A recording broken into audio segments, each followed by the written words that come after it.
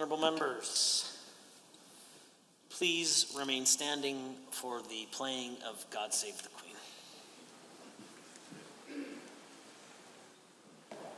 God save our gracious Queen, long live our noble Queen. God save the Queen.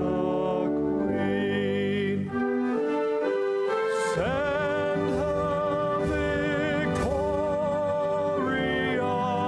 happy and glorious, long to reign over us. God save the Queen.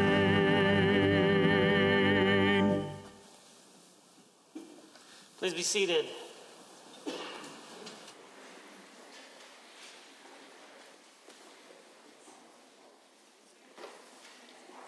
Introduction of visitors, introduction of guests, ministerial statements. The Honourable the Associate Minister of Natural Gas and Electricity. Mr. Speaker, the top two priorities of our government remain taking care of Albertans and economic recovery. I am proud to say that oil and gas will lead the way into recovery. And we've seen it so far with things like Line 3, which was recently began production and has contributed 360,000 barrels per day of additional egress. We're also seeing higher resource prices. WTI is over $81. Natural gas is over $5. Mr. Speaker, I am excited to say that our province is on the cusp of one of the greatest economic recoveries that we have ever seen. Here, here, here. And hydrogen will be a driver of that economic growth. Now, we know this because we've seen early successes already, Mr. Speaker. Probably one of the most significant ones has been Dow's announcement, which will be one of the single largest private sector investments in our province's history. And it's going to be a net zero ethane cracker, Mr. Speaker, and they're going to be able to do that because of the circularity of hydrogen. We've also seen Suncor and ATCO with a multi-billion-dollar hydrogen announcement. We saw Etoshu and Petronas team up on a not just a hydrogen facility, but it will be for export to Japan as well. And another export project is Mitsubishi and Shell. So to see ourselves participating in the hydrogen export industry so early on is very exciting, Mr. Speaker. Here, here. And, you know, lastly, how can we forget TC Energy, which recently announced that they're going to be putting up hydrogen fueling stations across major transportation networks across North America. I am thrilled to share with members of this House that tomorrow morning, along with the Premier, I'll be unveiling the Alberta Hydrogen Roadmap. Mr. Speaker, I can't understate the massive opportunity hydrogen presents for emissions reduction and a diversified energy sector. And the Hydrogen Roadmap lays out a measurable and actionable plan to ensure we take advantage of that opportunity. It is a well-thought-out, well-researched roadmap with clearly articulated policies to strengthen the regulatory system, increase export capacity, and integrate hydrogen into several target areas of Alberta's economy. This is a clear path to reduce Alberta's emissions. And with increased export capacity, we can offer Alberta clean hydrogen to consumers around the world so they too can reduce emissions. I want to make it clear, Mr. Speaker, that I'm inviting all of the members of the opposition to work with us to promote hydrogen as the centerpiece of Alberta's clean energy future. Let's put partisan politics aside and work together so that Alberta can fully capture the multi-trillion-dollar hydrogen opportunity and be a world leader in its production, export, and use. Because that is the opportunity that we are facing, Mr. Speaker. The global hydrogen market is predicted to be worth $2.5 trillion by 2050. Alberta can't afford to miss out on this chance, a chance to attract billions in investment dollars, create tens of thousands of mortgage-paying jobs, and to create generational wealth that will support everyday Albertans for decades to come. Alberta has every tool it needs to be a key global player in the hydrogen space. We have the knowledge and expertise, being Canada's largest hydrogen producer already. We have existing infrastructure, skilled workers, the innovation capacity, and now we have a strong and celebrated action plan to get there. And Mr. Speaker, there will be many more exciting announcements in the hydrogen space. And I'm not talking about next year, and I'm not talking about next month, I'm talking about next week. I'm of the opinion that there is no space in Alberta's economy that is more exciting or that presents a better opportunity for Alberta jobs and prosperity than hydrogen. Other jurisdictions are coming up with net zero ambitions with no clear plan on how they're going to get there. Well, I'm telling you, Alberta has that plan. I'm also proud to tell you that we no longer have to choose between the economy and the environment. There is another way. There is a better way. And that way, Mr. Speaker, is with clean, affordable hydrogen. Here, here. Here, here, here.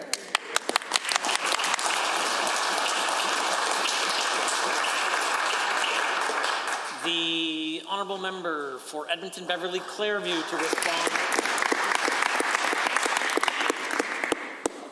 Mr. Speaker, it is with optimism and concern that I'm responding to this ministerial statement on hydrogen. Hydrogen represents a great opportunity to grow our economy while the world is looking for fuels to move toward net zero. Hydrogen represents a potential $100 billion annual industry here in Canada. Alberta is well positioned to be a leader in this emerging industry as 60% of Canada's hydrogen comes from the Edmonton region alone, and we're the world's second low-cost producer of hydrogen. That's why we had funded pilot projects, published our hydrogen paper as the first set of proposals under our Alberta's Future project, and proudly advocated for the Edmonton region to become Canada's first hydrogen hub. So we're glad that the UCP, now more than a year later, will publish a hydrogen strategy for the province. We've heard clearly from companies that this is badly needed and needed to be done earlier than the 2023 deadline set out in the UCP's natural gas strategy. We've seen many jurisdictions move very quickly in the last 2 years and be able to build the foundations for their hydrogen sectors to grow. We need to see this here in Alberta. While we do not have the benefit of seeing any details of the strategy yet, we hope that the minister listened, and this strategy will be the basis for a sustained effort to grow the hydrogen economy here in the province long term. Without a consolidated effort, Albertans will not see the maximum benefit of the opportunity hydrogen presents to our economy. This commitment will be crucial to remove barriers for investment and see long-term growth in hydrogen. We have our concerns. As we speak, leaders from around the world are discussing what the hydrogen economy of the future could look like without anyone from Alberta in the room. No one from our province is there to make the case that hydrogen made from natural gas in Alberta has an important role to play. Nor have we seen a commitment by the province to systematically reduce emissions and create opportunities for investments of emissions-reducing technologies. It's clear that we will have to do better. We sincerely hope that the UCP's hydrogen meets the mark and will set Alberta up for success. Thank you.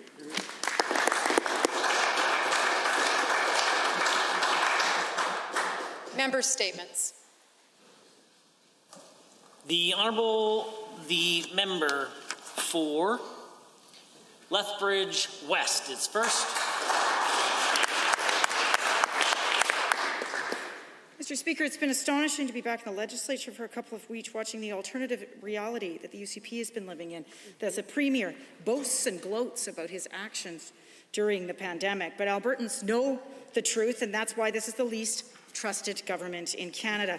Albertans know every single member of this government is complicit in pandemic mismanagement. The health minister decided a global pandemic would be the perfect time to start a war with doctors, including shouting at them on their driveways. The agriculture minister told workers of Cargill that their workplace was safe. He knew for a fact it was not, leading to the largest workplace outbreak in North America at that time.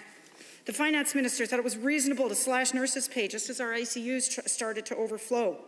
The environment minister used the pandemic as an excuse to shut down monitoring and then tried to sell our parks out from underneath us. Energy minister thought this pandemic was an ideal time to strip mine the Rockies, poison our water, and hand the profits to Australian coal billionaires. The jobs minister claimed that women had taken time off during the pandemic, casually dismissing the struggles and sacrifices of working women, and then not providing support to small and medium-sized business when they needed it. And who can forget the Premier, who downplayed the pandemic at every chance? He called it the flu. He claimed homeless people were immune. He said those infected were not sick. He repeatedly peddled the fiction that natural immunity was superior to vaccination. This Premier backed his health minister as he berated doctors, threatened to fire 11,000 healthcare workers, and allowed our ICU to fill to the breaking point, while he claims to have been working from Europe. The entire UCP cabinet is complicit. Their inability to govern has prolonged the pandemic, caused instability, created economic uncertainty and anxiety. Albertans deserve better. The honourable member for Calgary-Falconridge. Thank you, Mr. Speaker. Today, with the Festival of Lights beginning, Albertans of many faiths, Hindus, Sikhs, Jains, and Buddhists, are united in joy and veneration of the divine. This is the time for renewal and creativity, for blessing and optimism. We're also joined by Sikh communities in Alberta and around the world to celebrate Bandi Chhod Divas. Bandi Chhod Divas has a lot of historical significance attached to it for the Sikh people. On this day, Sikhs recall the history of Sikhs Guru, Shri Guru Har Gobind Sahib Ji, and his release from the prison. Guru Sahib, who believed that the freedom and the rights of others were more important than his own. Bandi Chhod Divas reminded us of the importance of respect, freedom, and inclusion. This coming Thursday, 11th of November, will mark Remembrance Day, where the world remembers those soldiers who gave up their tomorrow for our today. The Sikhs did not just fight for their own freedom, but they also fought for the freedom of the others who lived in foreign lands through volunteering to fight against tyrants threatening to the world. Today's celebration is also an opportunity to recognize contributions that Albertans of the Sikh faith made every day, especially during the pandemic, to build an Alberta that is just safer and more inclusive for everyone. On behalf of all Albertans and our caucus, I wish a very happy Bandi Chhod Divas and Diwali to those who are celebrating. Thank you, Mr. Speaker.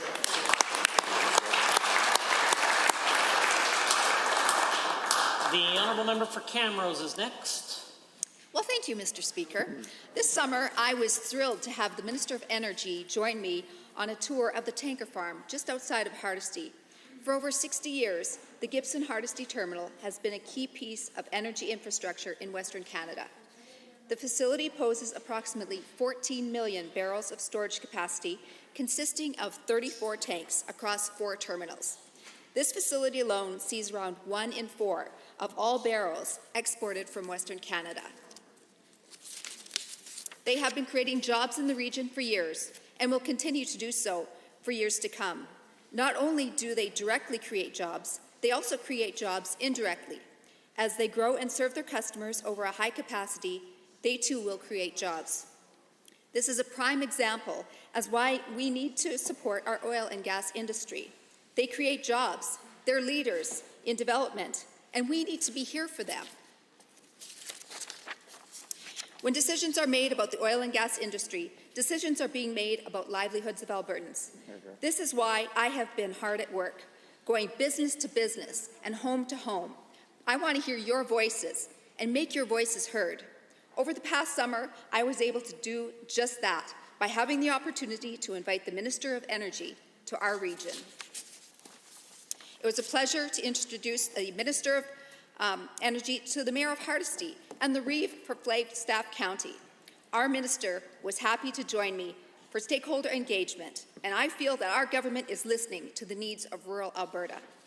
Thank you to the minister for delivering on her promise to make the trip and spending some time with me in my Camrose constituency. I stand here proudly supporting the oil and gas industry. Thank you, Mr. Speaker. The honourable member for Edmonton Manning. Thank you, Mr. Speaker. There's so much opportunity for agriculture in Alberta's economic future. I am continuously inspired by the ideas of innovation of Alberta's farmers and ranchers. But to ensure that agriculture can reach its full potential, Alberta needs leadership that will champion it. The UCP need to recognize global market realities, including the impact of climate change and that the world is moving towards more renewable energy. They also need leadership to understand that drought, like we had this year, will unfortunately continue to happen if we don't deal with the global climate change. Alberta needs leadership in agriculture to leverage and maximize economic opportunities and to work through those challenges. However, the UCP would rather sit on the sidelines and complain. Unfortunately, with the UCP, leadership is absent. It is extremely disappointing for Alberta farmers and ranchers that there is no Government of Alberta representation at COP26 in Glasgow right now. Now, I know the members opposite are claiming COP is just a gathering of European elites. The UCP, however, should answer if they believe the Canadian Cattlemen's Association is a group of European elites, because the Cattlemen's Association sent a delegation and is speaking at the conference. Maybe the Minister of Finance, who is the former president of the association, would like to answer my question. Manitoba's delegation to COP includes farmers to ensure their voices are part of the economic discussion and to tell the world that Canadian agriculture is worth investing in. Only if the UCP was willing to do the same. UCP members take issues with leaders, and I quote, jet-setting to this conference. I hope then that they will be consistent and are equally concerned with the UCP members' jet-set to Hawaii to avoid the public health measures, or the Premier's jet-set to Europe and the entire UCP government going on vacation during the summer of our deadliest fourth wave of the pandemic, while producers, again, were struggling with a drought. Instead of traveling only for selfish reasons, I hope the UCP starts representing Alberta and ensures Alberta agriculture is at the table where the discussions are happening. Hear, hear. The member for Leduc-Beaumont. Thank you, Mr. Speaker. Next week on November 11th, Albertans across the province will join Canadians in honouring Armed Forces members on Remembrance Day. Every year, Canadians pause for a moment and reflect on the men and women who served and gave the ultimate sacrifice in defence of Canada's freedom and sovereignty. More than 2.3 million Canadians have served throughout Canada's military history, and there are more than 118,000 soldiers and military personnel who have made the ultimate sacrifice. From victory at Vimy Ridge to the Operation Medusa offensive in Afghanistan, we honour the service of those who served. It is also an opportunity to show current serving members and their families that their work, efforts, and sacrifices will not be forgotten. This year marks the 100th anniversary of the poppy, a symbol representing the many sacrifices made during war. And I want to thank organizations like the Legion that uphold the tradition of the poppy and provide support for veterans and current members across the country. Canadian veterans and service members leave a lasting impact on the world, and it's not just Canadians who remember them.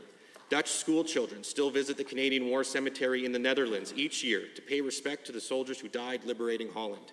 France still has about a kilometre of territory designated as Canadian soil, surrounding a monument set up to remember the Canadian soldiers who fought and died at Vimy Ridge. In Belgium, in the Flanders Field Museum features the Brooding Soldier, which is a memorial that commemorates the 2,000 casualties of the Canadian 1st Division who were killed by a German gas attack in 1915. These monuments and tributes can be found around the world, and I highlight just a few of them to recognize that the Canadian Armed Forces have made an immense impact globally. These are just a few touching examples of how the world and our country remember. And as time passes, it is the responsibility of each new generation to respect and remember these sacrifices and take time to remember, lest we forget. Hear, hear, hear. The honourable member for Calgary-McCall. Thank you, Mr. Speaker. This November marks the 37th anniversary of the 1984 Sikh genocide.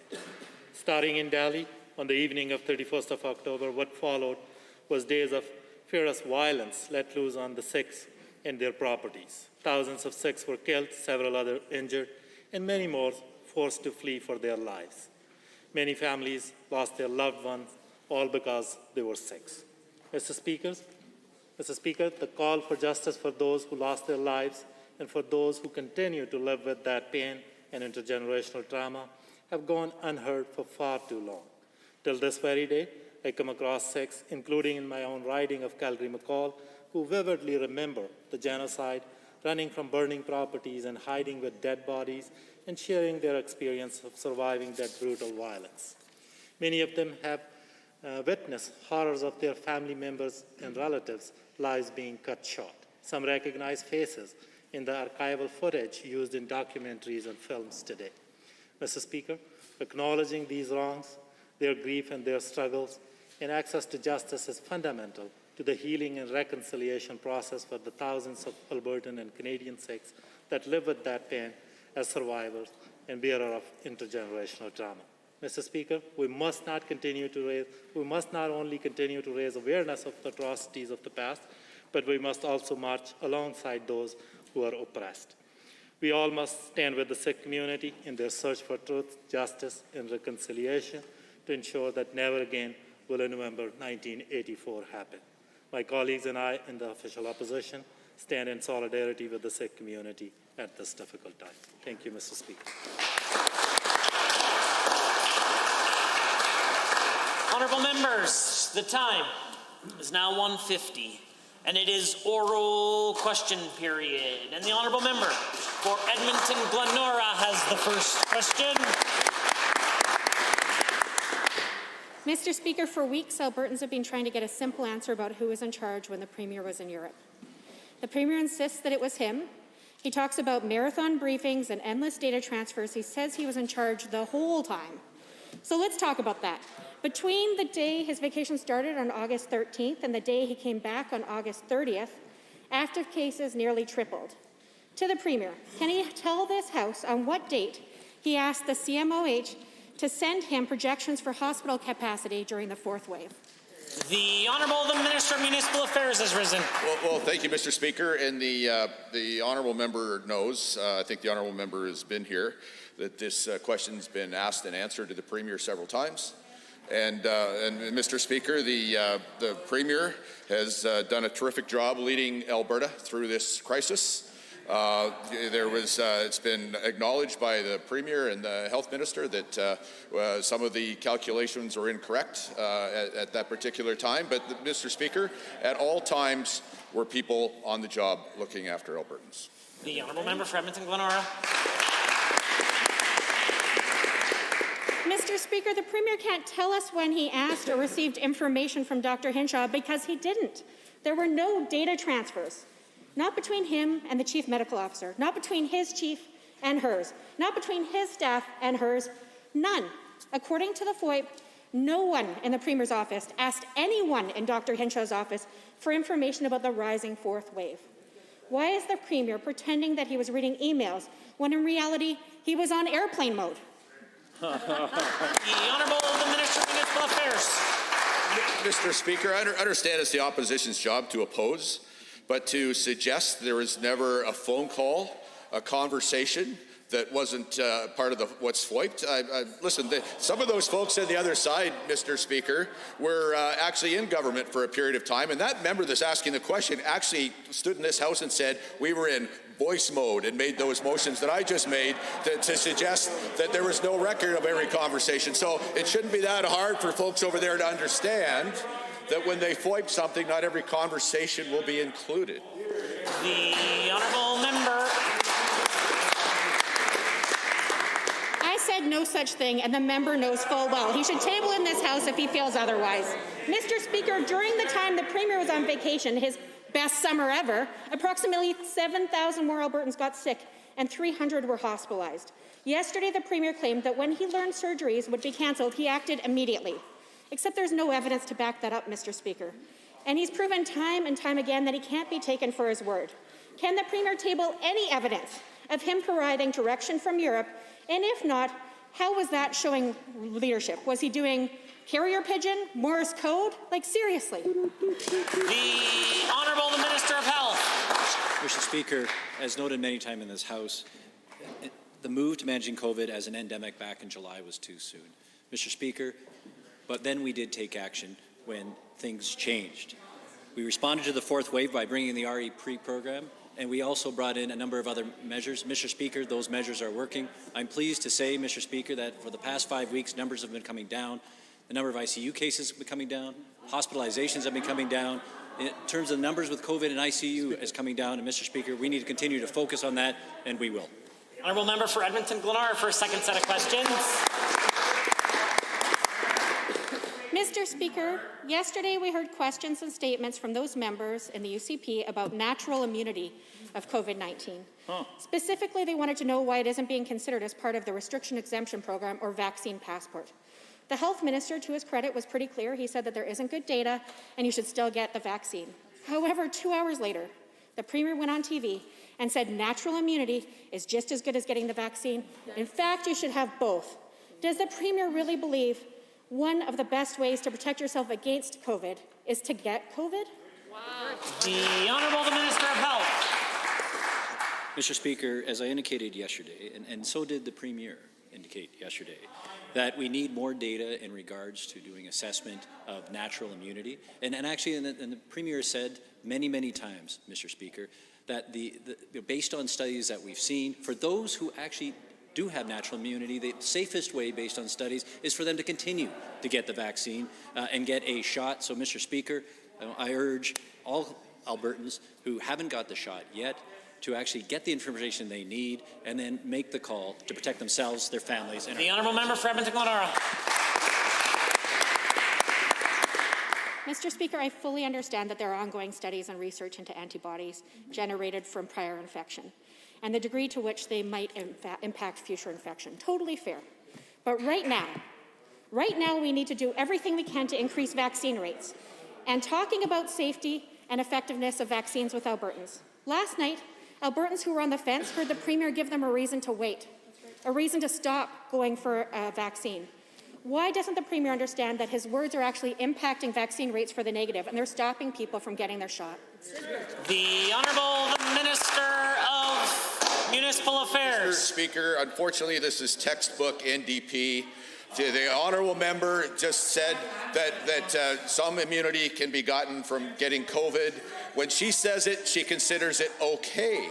Her previous question, somebody else said it. It's not okay. Mr. Speaker, you can't believe a thing they say. I'm not sure they believe a thing that they say. Honourable member.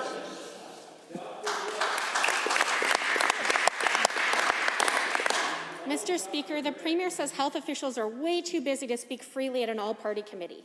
Yet he tells the same health officials to spend their precious time researching how he can roll back his own vaccine passport. To the Premier, why does he believe senior leadership within Alberta Health has time to research loopholes into what is arguably Alberta's most effective vaccine program, finally the government implementing a vaccine passport, but not answer questions about his government's response to an all-party committee? Who is really wasting officials' time here? The Honourable Minister of Health. Mr. Speaker, we said in this House, and the Premier has said in this House numerous times, there will be an independent, comprehensive review once we're actually through COVID so we can learn from both our mistakes and where we've succeeded. Mr. Speaker, I can say that my focus and our government focus right now is getting through the fourth wave, increasing vaccinations and dealing with the issues, the real issues that some people have in terms of the fear of the vaccine, deal with them with kindness, with information, because, Mr. Speaker, we know, and this is the policy of our government, that vaccines are the best way to not only help us get through the fourth wave, but protect our health system from future waves. The Honourable Member for Edmonton, Highlands, Norwood. Albertans from all parts of our province have rejected the UCP's garbage curriculum. It's been rejected by school districts representing more than 95% of Alberta's students. It's been condemned by Indigenous communities, Francophones, teachers, students, parents, racialized Albertans, just to name a few. Now we know the minister was warned by her own department that the draft was no good.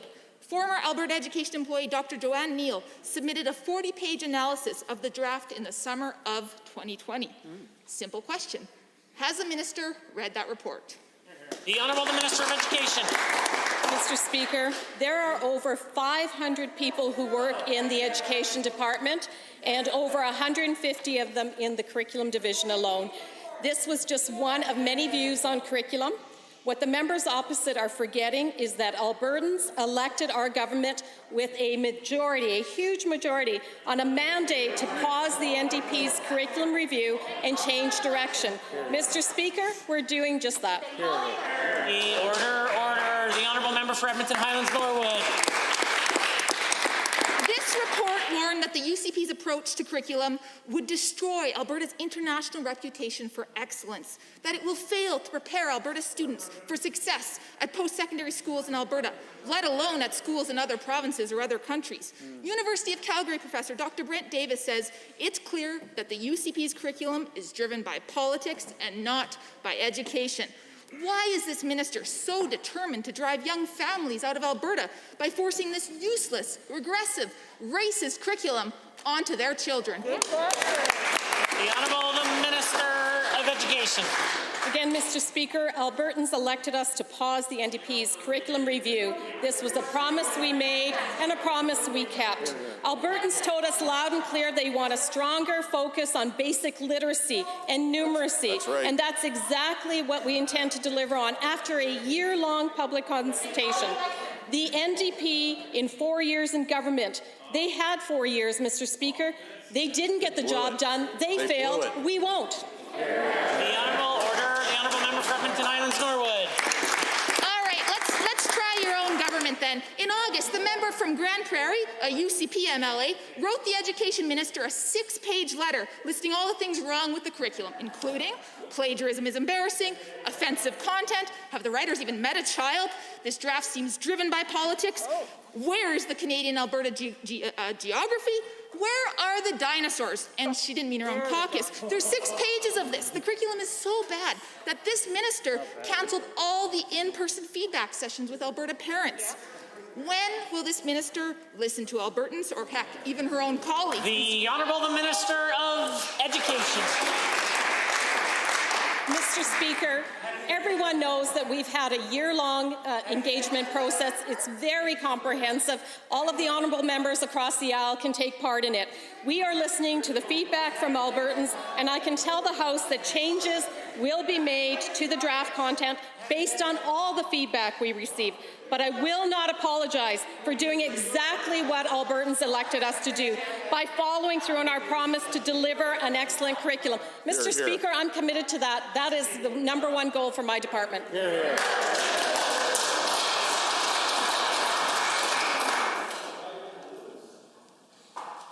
honourable member for Edmonton City Centre. Mr. Speaker, today the health minister revealed that 15,000 surgeries were postponed in the fourth wave. Yesterday I read the story of Erin Bannerman, a Red Deer woman who's been waiting months for a leg amputation and still doesn't have a date or time. Thanks to the UCP's devastation of our healthcare system, the pain and suffering she endures every day is now compounded by worry and fear about when it will finally be resolved. I'm heartbroken, Mr. Speaker, and I am angry. So why does this government think it's acceptable to leave people like Erin and 14,999 others to suffer in pain, lose their sense of normalcy for so long, while they scramble to develop a plan to clean up the mess they made? The Honourable the Minister of Health. Mr. Speaker, as I indicated before in this House, I feel for all patients, all Albertans who have had, and their families who have had their surgeries postponed. I appreciate that it is incredibly challenging for them. Mr. Speaker, we are working on a plan to be able to get caught up. And Mr. Speaker, there is hope. Because of the hard work that Albertans have done, and because of putting in the measures that we put in, including the REP, the numbers are coming down. We are currently, Mr. Speaker, reducing the number of surge ICU beds, moving that in to surgeries. And Mr. Speaker, we've increased that to roughly 2/3. We're not caught up yet, and we're continuing to do work on this. The honourable member. Mr. Speaker, we didn't have to be here. And it's not the fault of AHS, it's not the fault of the patients, it's not the fault of the doctors, it's the fault of this Premier and this health minister. Erin Bannerman has been told that a portion of her leg will need to be amputated, but can't know when because of the Premier's best summer ever. She's not alone. The minister revealed at long last that there are 15,000 others who had their surgeries canceled because of himself and every other member of the UCP. The health minister hid this number until the last day of session before a break. Does he understand the shameful conduct is why no one trusts the UCP? Will he apologize right now? The Honourable Minister of Health.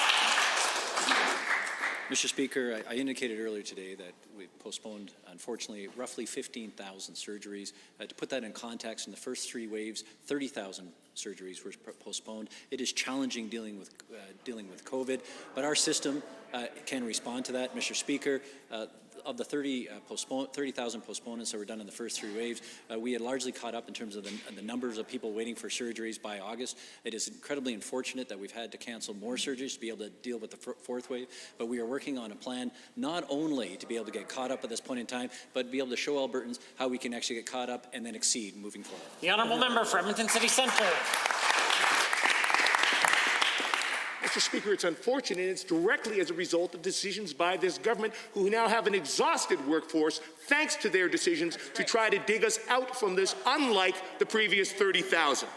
This Premier gave a $12,000 raise to one of his caucus members, and that member then stood in this House yesterday, undermined the vaccine passport program, which is keeping people safe, increasing vaccine uptake, and helping us to get to a place where we can catch up on these surgeries. 15,000. Will the Premier admit that it's disgusting that Albertans are suffering because his government is forcing them to have to fundraise to be able to survive long enough to get to their surgery? The Honourable Minister of Health. Mr. Speaker, our government, in terms of my mandate, is ensuring that we have the capacity to not only to catch up on the surgeries, but to exceed the surgeries and be able to live up to our commitment that we made to Albertans to reduce wait times, and that still is our focus throughout our mandate.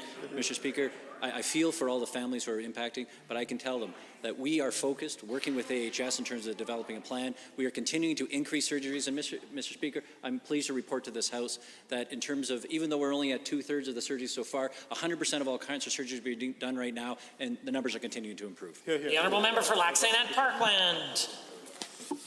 Thank you, Mr. Speaker. About 18 months ago, I was appointed as co-chair on the Minister's Advisory Committee for seniors housing and affordable housing.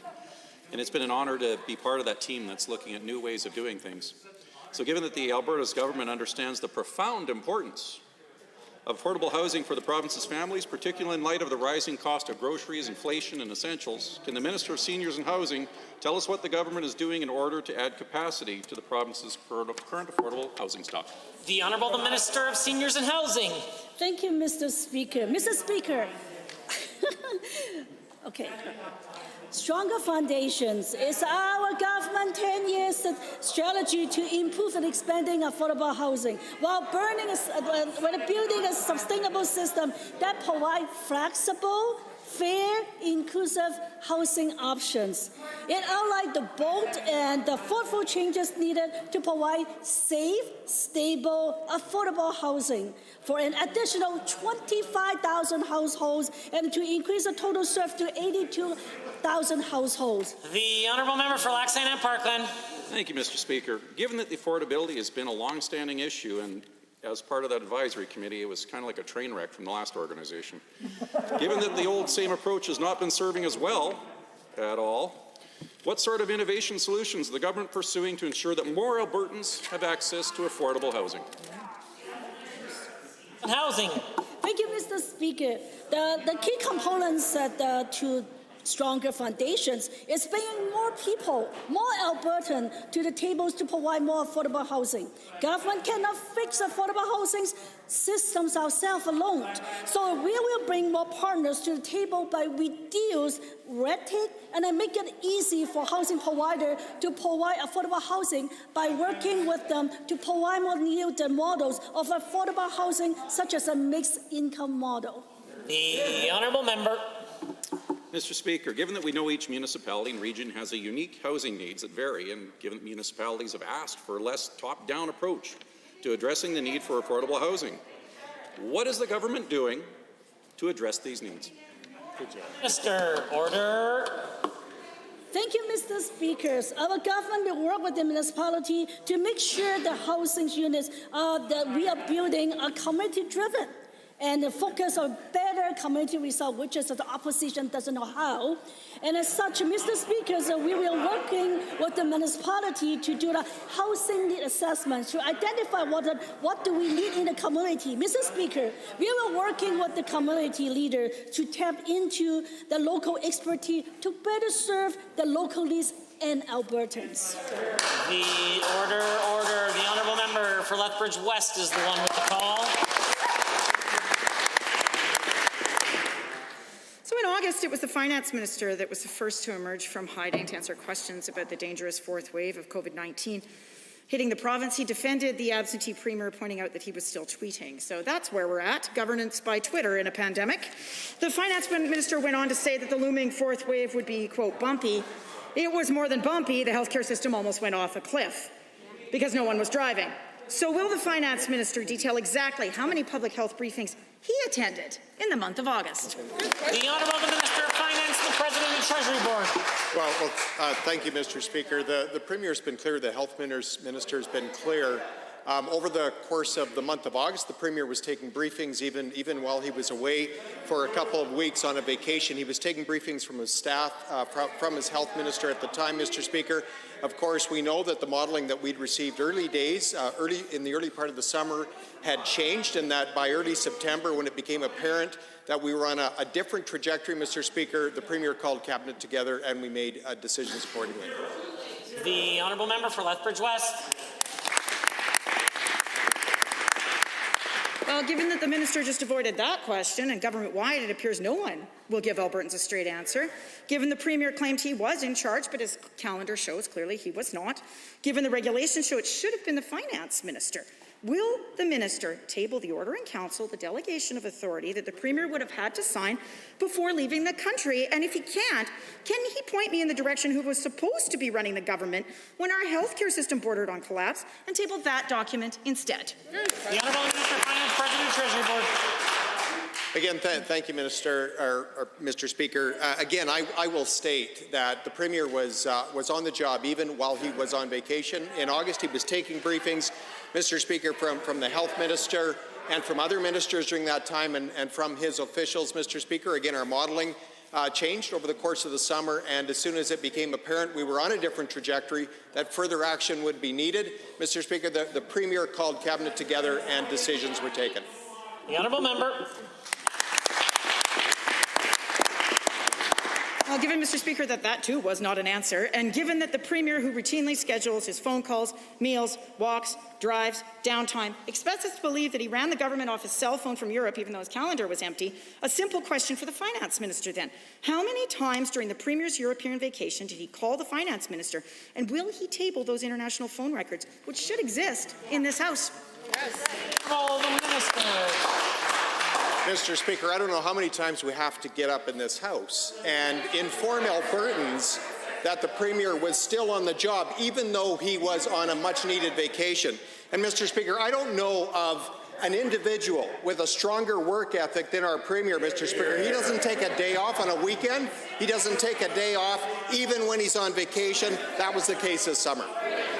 The honourable member, order for Edmonton Castle Downs. Mr. Speaker, yesterday in the House, the minister claimed he was a huge supporter and fan of Alberta artists and made ridiculous claims that the opposition would like to put an end to art in the province. Being a fellow fan and supporter of the arts myself, as the minister claims to be, I wanted to ask my colleague and fellow appreciator of art about some of his favorite local musicians, artists, performers, and professionals, so we can make sure he's really being honest. To the minister, who are your 3 favorite Alberta musicians?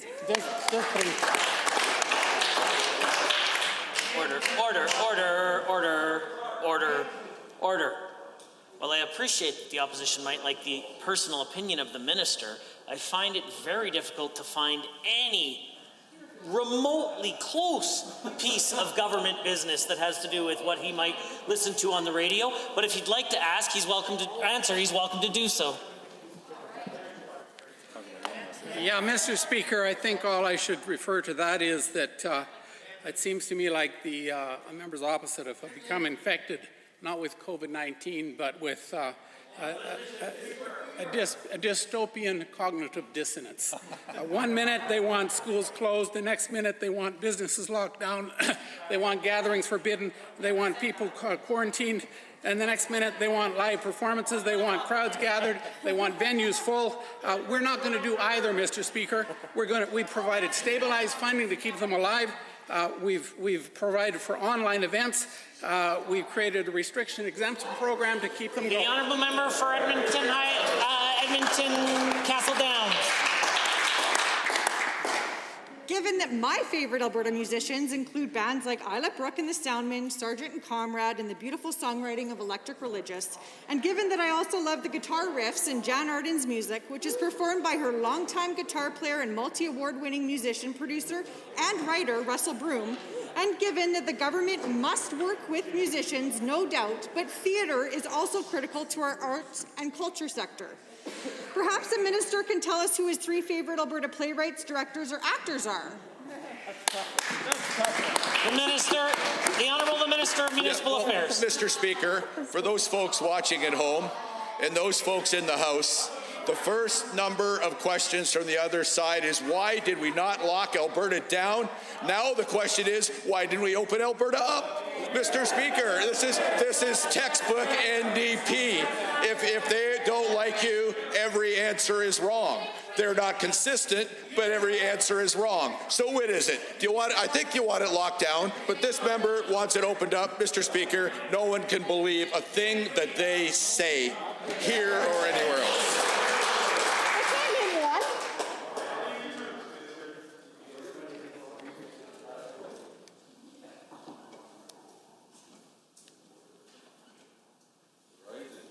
The Honourable Member.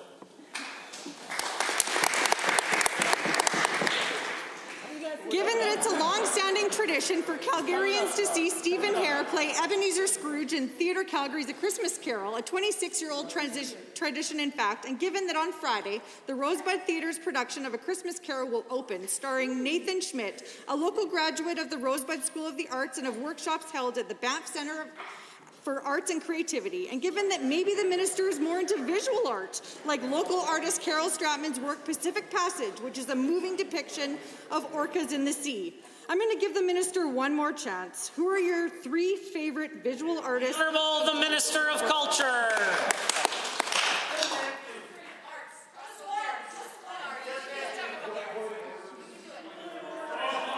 $2.16. Well, Mr. Speaker, since they want to get personal here, I can accommodate that. My 3 favorite artists would be Grace, Winona, and Rachel, my 3 granddaughters who play violin. And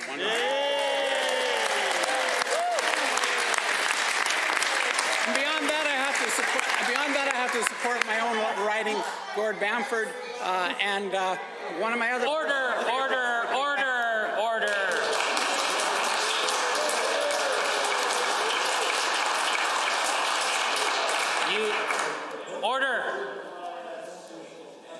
Order.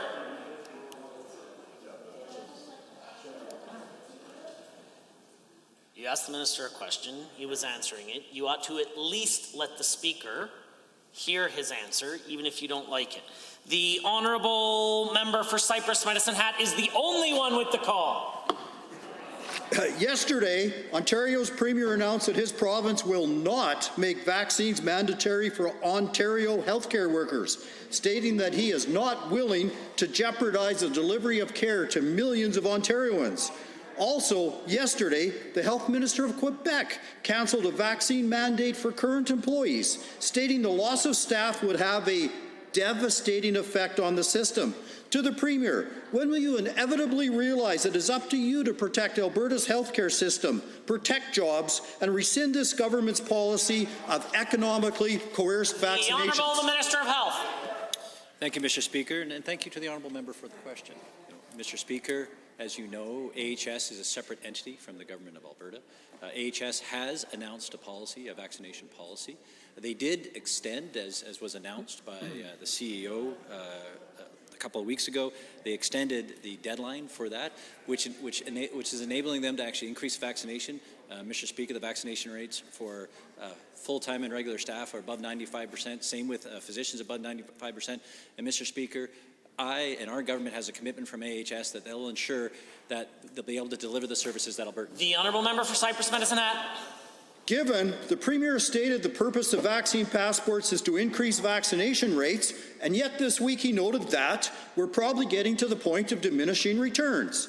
Given the most restrictions enacted during the pandemic infringe on Albertans' rights under Sections 7, 8, and 15 of the Charter, and given that to leave such restrictions in place, governments must demonstrate that such measures are pressing, substantial, and proportional. Again to the Premier, if you expect vaccination rates to plateau soon, why are we refusing to even consider lifting passport restrictions for another 3 to 6 months? The Honourable the Minister of Health. So, Mr. Speaker, we are having, even though vaccinations are slowing down, they are still continuing to increase. Mr. Speaker, we know, and that's why one of my key mandates is to increase vaccination rates.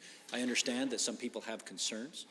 And those concerns and those fears we need to recognize and with kindness provide information and get them get them vaccinated, because we know, Mr. Speaker, that the way out of this fourth wave, and we're not out of the woods yet, we still have high ICU counts. We know that the way out of the fourth wave is actually to increase our vaccination, and also that will help us in the future to deal with future waves.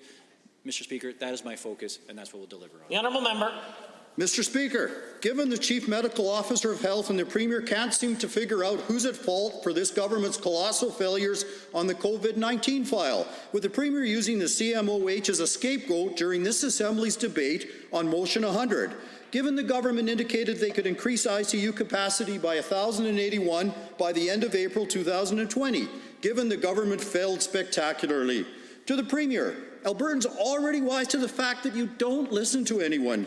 So when will you allow the CMOH to appear before our committee with her side of the story? Honourable Minister. Mr. Speaker, as said many times in this House by the Premier and by our government, we acknowledge that moving to managing COVID as an endemic back in July was too soon. But Mr. Speaker, we did respond, and we responded with the REP, and we responded with many other measures recommended by the CMOH. And Mr. Speaker, that's having effect. And Mr. Speaker, what's important to realize is that we needed to protect capacity within our ICU system. And my mandate moving forward is not only do contingency planning for what COVID may throw us in the future, but is to build that capacity and build that on a permanent basis, not only be able to better respond to COVID, but be able to catch up on the backlog of surgeries. The honourable member for Edmonton Highlands Norwood has a question, but prior to that, I might just provide some early caution with respect to the use of preambles. On the last two occasions we have, of your questions, we have found a very creative use of preambles. I hope that that won't continue today. The honourable member. I was deeply troubled yesterday to see the Premier completely dismiss very serious claims of sexual harassment and workplace abuse in this legislature during a press conference that was being aired on national TV. We know full well that there has been a lawsuit filed by the former Chief of Staff to the Minister of Jobs, Economy and Innovation, who came forward with these concerns and then was subsequently fired. The court filing has been widely reported by the media and distributed online. But yesterday, the Premier claimed he wasn't aware of those allegations. Can someone in this government cabinet rise and explain, for the benefit of the Premier, exactly what has been alleged to have happened in the workplace for which he's responsible? The Honourable, the Associate Minister of the Status of Women. As I've said in this House before, sexual harassment has no place in this workplace or any other workplace in this province. I cannot speak about a case that is before the courts. I think the member across is well aware of that. I will tell you that we did make a statement that a review would be undertaken, an independent review would be undertaken immediately. And I can tell you now that Ms. Jamie Pytel will be conducting that review. It'll begin immediately. It'll be fully independent. Should new policies be adopted as a result of Ms. Pytel's review? The honourable member for Edmonton Highlands Norwood. Given that the Premier's dismissal of the concerns as being part of a private relationship is deeply disturbing, and the victim in this instance lost her job, but the minister at the centre of the allegations still has his, and given that downplaying such a serious matter sends a chilling message and will act to deter others from coming forward. So will the Minister of Status of Women explain to this House whether she stands behind the Premier's answer on this very serious issue? The Honourable, the Associate Minister of Status of Women. As I just said, Mr. Speaker, I cannot comment on specific allegations on a specific case that is before the courts. And I'm sure that everybody in this chamber is well aware of that. And I will repeat, there is an independent review that has been undertaken by Ms. Jamie Pytel. It's going to be an independent review. It's starting immediately. And when, should new policies be adopted as a result of this review, they're going to be made public. The honourable member for Edmonton Highlands Norwood. Given that the Minister of Jobs, Economy and Innovation claims his Chief of Staff was an excellent staffer, but he had no knowledge of why he was fired, he claims, and given that the Premier now also claims to have no knowledge of this very serious matter, did anyone on that side of the House actually try to stand up for this woman? Did anyone take her concerns seriously? Did anyone try to intervene before she was fired, before bringing forward very serious allegations? Please, let us know.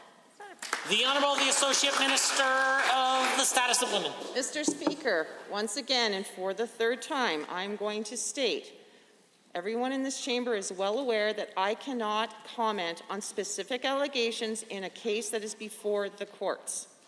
There is an independent review that has been undertaken. Ms. Jamie Pytel is the person that will be undertaking it, conducting that review, and the policies, if any, that come out of it that are new will be reported to the public. The honourable member for Edmonton Beverly Clairview.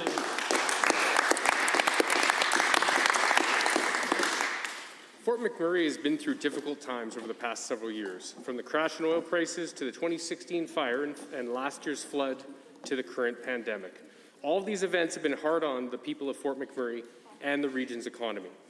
I had the pleasure of visiting the city over the past couple of days, speaking to community and business leaders. And while the resilience of the people of Fort McMurray is clear, there is overwhelming frustration with the current government. Why did the government fail to help the city fund a major flood mitigation project that was made critical after the 2016 flood? The Honourable the Minister of Municipal Affairs. Well, Mr. Speaker, we work with the City of Fort McMurray. Our disaster recovery program is very straightforward. It's in no way political. I know that I've had some conversations about some of the work that we've done with the council in Fort McMurray. Everything that's been approved either has been paid or will be paid. Everything that didn't meet the disaster recovery standards it doesn't apply to. That's a consistent standard that's been across Alberta in every disaster that happens. The honourable member for Edmonton Beverly Clairview. Given that Alberta's energy sector has a great story to tell about the progress we've made on tackling emissions and commitments made by oil sands producers to achieve net zero by 2050, and given that COP26 is currently taking place, where decisions will be made that will impact the lives of the people who live and work in Fort McMurray. Yet the UCP didn't send anyone. Instead, the Premier said he'd leave it to the war room. Why is the UCP refusing to fight for the people of Fort McMurray on the world stage and leaving their future in the hands of the UCP's embarrassing war room? The Honourable the Minister of Energy. Mr. Speaker, we're staying... Thank you, Mr. Speaker. We're staying here in Alberta getting action done to reduce emissions. We've announced $176 million of funding to real projects in Alberta that will actually reduce emissions. We're staying here in Alberta to get a hydrogen strategy out. It's part of a way to get to net zero. We're staying here in Alberta to get a critical and rare earth strategy out, to search for the types of minerals that are needed for a low carbon future. Mr. Speaker, we're staying here in Alberta to help our Oil Sands Pathways initiative aim to get to net zero. We're getting stuff done. They'd be over in Europe with the honourable member for Edmonton Beverly Clairview. You're failing the energy sector.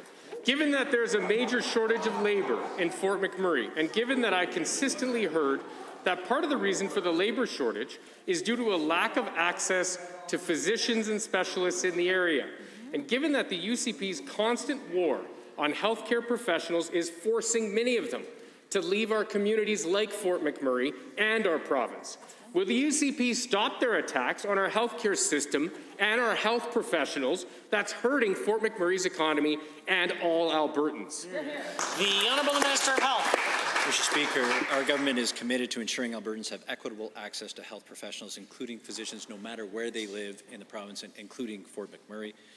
We have made significant investments to protect health care in rural areas, and recognizing that different communities have different challenges.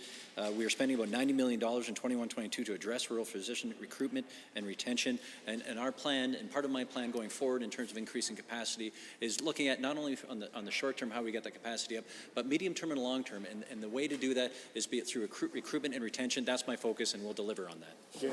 Honourable members, I failed to mention the point of order that is noted at 228. Mentioned by the Honourable Minister of Municipal Affairs. The member for Lethbridge East. Thank you, Mr. Speaker. As part of Bill 74, the Advanced Education Statutes Amendment Act, we are changing the categories of post-secondary institutions from 6 to 2, one for universities and one for polytechnics and colleges. In 2021, we designated the Grand Prairie Regional College and the Red Deer College as polytechnics.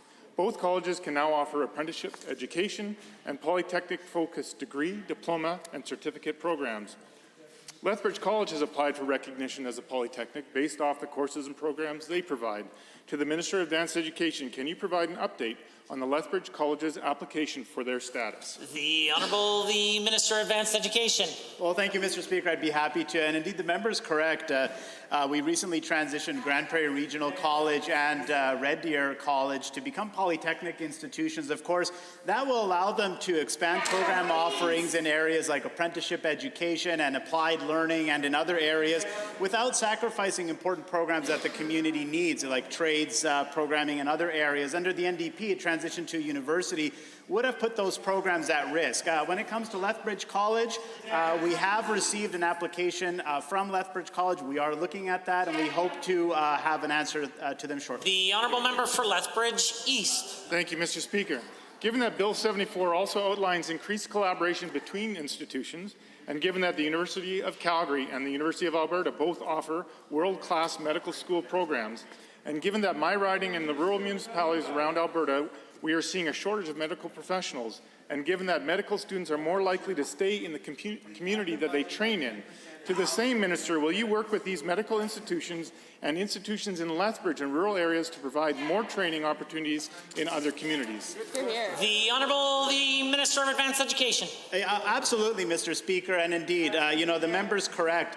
And one of the things that he mentioned there relates to Alberta 2030, of course, the 10-year strategic plan that we've developed. One of the key focuses of Alberta 2030 is to work with our rural and remote communities to help ensure that we're able to provide more programs to all Albertans in every corner of the province, regardless of where they're at. And I know there's been some interesting partnerships. Recently, the University of Calgary is collaborating with AHS to offer nursing degrees and nursing programs in Wainwright and in other areas. More of that is to come. The Honourable Member. Thank you, Mr. Speaker, and thank you to the Minister. Given that the University of Lethbridge wants to add a medical training program for students to study in southern Alberta and in surrounding rural areas, and given that there is currently a partnership between the University of Calgary and the University of Lethbridge that does bring some students to Lethbridge and the surrounding area to study, to the same minister, will you work with the University of Lethbridge to develop more collaborative programs that will attract further medical students into southern Alberta and the surrounding rural areas? The Minister. I'm very happy to, Mr. Speaker. I think this is one of the areas that we can continue to strengthen our post-secondary system. When we look at these types of partnerships that allow for more collaborative programs, that's how we can truly expand access and create more opportunities for Albertans in all corners of the province, because I think every Albertan deserves the opportunity to pursue a high-quality educational program, regardless of where they are. Collaborative programs like the one the member mentioned will help us get there. I'm absolutely committed to working with the Lethbridge community and the institutions there to help us see some of those results. The Honourable Member for Edmonton Riverview. The Seniors and Housing Minister has defended her decision to sell off Alberta's affordable housing stock by claiming that the money gained by these sales will be used to support affordable housing. However, there's nothing in the bill that actually requires this. It is simply just words. Albertans will not be fooled by this. Why didn't the Minister of Seniors and Housing include a requirement to keep profits of the sale of housing actually in housing? Albertans don't trust this government to keep its word. Good question. The Honourable Minister of Seniors and Housing. Well, thank you, Mr. Speaker. I don't understand why the member of the opposite just don't understand the difference between we are helping Alberta. We are building more housing for Albertan, which is this government before, never done it before, and that did housing, they got 65% that people increase on the wait list. So now they're telling us what to do. No, we will not listen to you. We have a plan, we execute, and we deliver results. Order. The Honourable Member for Edmonton Riverview. Given that without a tangible legislative requirement on the minister's claim that profit from selling affordable housing will actually remain in housing, she's asking Albertans to simply trust her and her cabinet colleagues. But given that the UCP continually polls at the least trustworthy government in the entire country, and given that in the last 2 years, the UCP lost the trust of all levels of government on affordable housing by refusing to work with them, for the sake of accountability and honesty, will the minister commit to bringing in an amendment that requires the proceeds of the sales to be used to build affordable housing? The Honourable, the Associate Minister of Seniors and Housing. Thank you, Mr. Speaker. Talk about trust and talk about planning. I'm not sure that the member opposite talk about the 12 pages, including pictures. She called that a strategy plan. We have a plan. We're going to have a plan to execute, and that we have a lot of support with the stakeholder and with the housing provider. They are going to work with us. You have no idea, Mr. Speakers, how many people, how many housing provider contact me the last few days and want to be part of this, Mr. Speaker. The Honourable Member for Edmonton Riverview.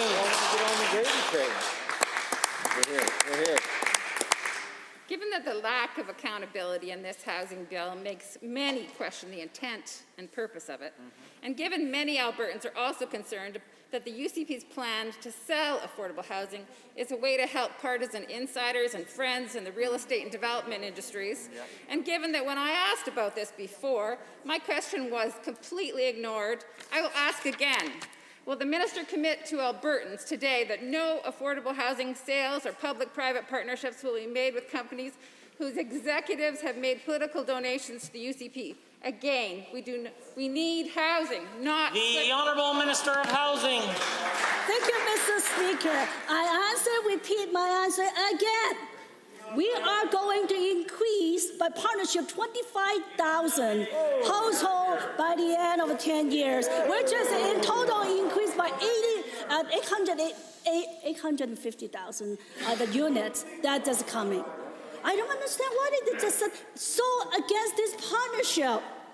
And then that we are paying all those operating costs for those underused facility and land, which is they've been ignored in their 4 years in action, Mrs. Speaker.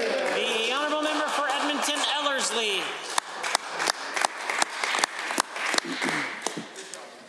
Within Canada, police reported hate crimes against Black people rose by 92%, while hate crimes targeted East or South Asian people rose by 301%. Indigenous hate crimes increased by 152%. The government released the Anti-Racism Advisory Report in June with the Minister of Justice announcing the creation of a community liaison on hate crimes who would advise the government. My question to the minister is this. Why has there been little to no action in 4 months since releasing the 48 recommendations of the report, even though many Albertans continue to face the difficulties and complexities of racism in their daily lives? The Honourable the Minister of Immigration. Thank you, Mr. Speaker. There is no place for racism or hate in this province, and we condemn it in its freest term. That's why we have established Alberta Security Infrastructure Program. That's why we have established a community liaison on hate crimes. That's why we have established Hate Crime Coordination Unit, and we are working on those recommendations. Thank you. The Honourable Member for Edmonton Ellerslie. And no action on any of those files. Given that the pandemic has intensified the racial grief or exclusion of many people of color, and survey conducted by the Angus Reid Institute shows a shadow pandemic of racism currently existing in Alberta, and given that the report called for the government to protect the racialized workers in healthcare, who, by the way, have been integral to fighting the pandemic, what tangible actions has the government taken to support racialized workers since the release of the report? The Honourable, the Associate Minister of Multiculturalism and Immigration. Thank you, Mr. Speaker, and thank you to the member for the question. As member knows, that we are working on these recommendations across various ministries, and we are waiting on some of the feedback back to our ministry, and we will report accordingly. Hear, hear. Hear, hear. The Honourable Member for Edmonton Ellerslie. Again, just wait. We're getting there. Given the fact that I'm sure the government agrees that racist hate and bias-motivated violence and crime cannot be tolerated in Alberta, and given that Albertans deserve to see what resources this government is prepared to put behind the recommendations of this report to ensure that they are fulfilled, What comprehensive steps has the government taken to consult with ethnic, religious, and LGBTQ2S+ communities who are directly affected by the increasing numbers of hate crimes? The Honourable, the Minister of Justice and Solicitor General. Thank you, Mr. Speaker. Mr. Speaker, let's be clear. Racism and acts of discrimination have no place in our province. But, Mr. Speaker, I am so proud of the work that this government have done to ensure that everyone in our province gets to enjoy the benefit and the freedom in our province. Mr. Speaker, I have held more than 50 town halls, stakeholder consultations. I've met with people from every walks of life in our province, and I am glad that we are continuing to work to deepen that particular effort. The Honourable Member for Brooks, Medicine Hat. Thank you, Mr. Speaker. When most people think about rural Alberta, they think of beautiful fields, animals, and the best people, but mostly they think about our farms and ranches. While farms and ranches are important, people often forget the various small businesses that exist in areas, especially like Brooks Medicine Hat. These businesses outside of large urban centres have historically felt left out when provincial governments talk about economic development, especially the NDP. Small businesses are vital to our tight-knit communities and their sustainability. But I'm going to have to ask the hard question here. Can the Minister of Rural Economic Development tell this House about why these businesses are so important? The Honourable, the Associate Minister of Rural and Economic Development. Well, they're so important because they're in rural Alberta and they keep the communities that we all love so much alive. So thank you for that. Thank you for that question. And they make up almost 99% of all the businesses in rural Alberta. And we know we need to take a hands-on approach to supporting rural communities, which includes everything from small business supports and investments in critical infrastructure to healthcare and education. Just last week, we launched our rural engagement tour to have an open and honest conversation with rural Albertans on how we can ensure they are part of Alberta's economic recovery. The Honourable Member for Brooks Medicine Hat. Thank you, Minister. Given the Minister's mandate to increase rural economic development, and given that the development must include a focus on the existing small businesses that make our rural communities so strong, and given that small business owners like those in Brooks Medicine Hat often feel that it's a challenge to have their voices heard by government because they're so far away, can the same minister tell rural small business owners across Alberta how important community-focused business strategies are in this ministry's plan to get our province back on track? The Honourable, the Associate Minister of Rural and Economic Development. Thank you, Mr. Speaker, and to the member for the question. As I mentioned earlier, we are currently consulting with rural Albertans to ensure everyone, urban and rural, benefits from Alberta's recovery plan.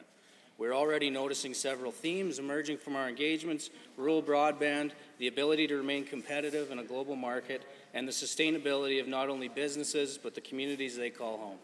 We're going to continue to find ways to attract much-needed investment, support these businesses, and bolster rural economic activity. The Honourable Member. Thank you, Minister. Rural broadband is so important. Given that small businesses in rural Alberta are run by our friends and family, and the economic downturn has hit these communities much harder than some of the more urban centres, and given that although our businesses take pride in buying local and the Made in Alberta brand, we need our businesses to be able to compete outside of the local area as well. Can the Minister tell these hardworking people what supports exist to help them remain competitive in Alberta's recovery plan? The Associate Minister. Thank you, Mr. Speaker. Alberta's government has been rolling out some important programs to help Alberta businesses get back on track. For example, we're investing $10 million toward the Digital Economy Program, which will help small businesses build digital capability and increase their digital presence. Business Link is delivering the Digital Economy Program and is working with Digital Main Street, a nationally recognized platform, to implement the program. Businesses will be able to access help to establish an online store, receive training and support to create and manage their e-commerce platforms. Good job. Honourable members, in 30 seconds or less, we will return to the remainder of member statements. If members are travelling home to their constituencies today, please do so safely and be kind to one another.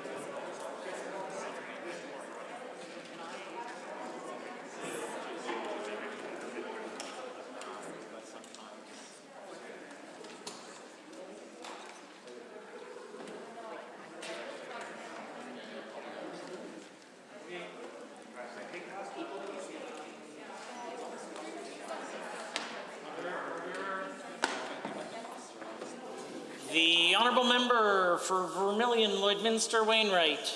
Thank you, Mr. Speaker. I want to take a moment to recognize a constituent of mine, a 5-year-old named Hudson.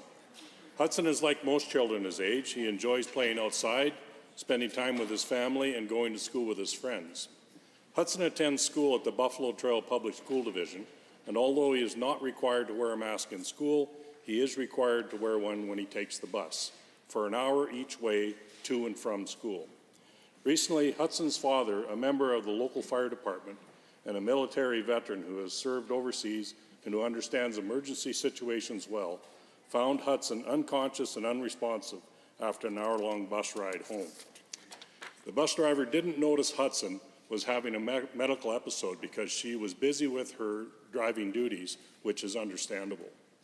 After several efforts, Hudson's father helped Hudson come to. Thankfully, Hudson has recovered from the incident and no medical intervention was necessary.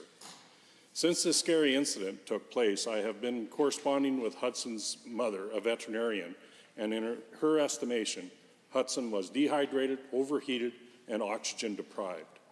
She also believes the situation was mostly precipitated by the mask Hudson had been wearing for more than an hour.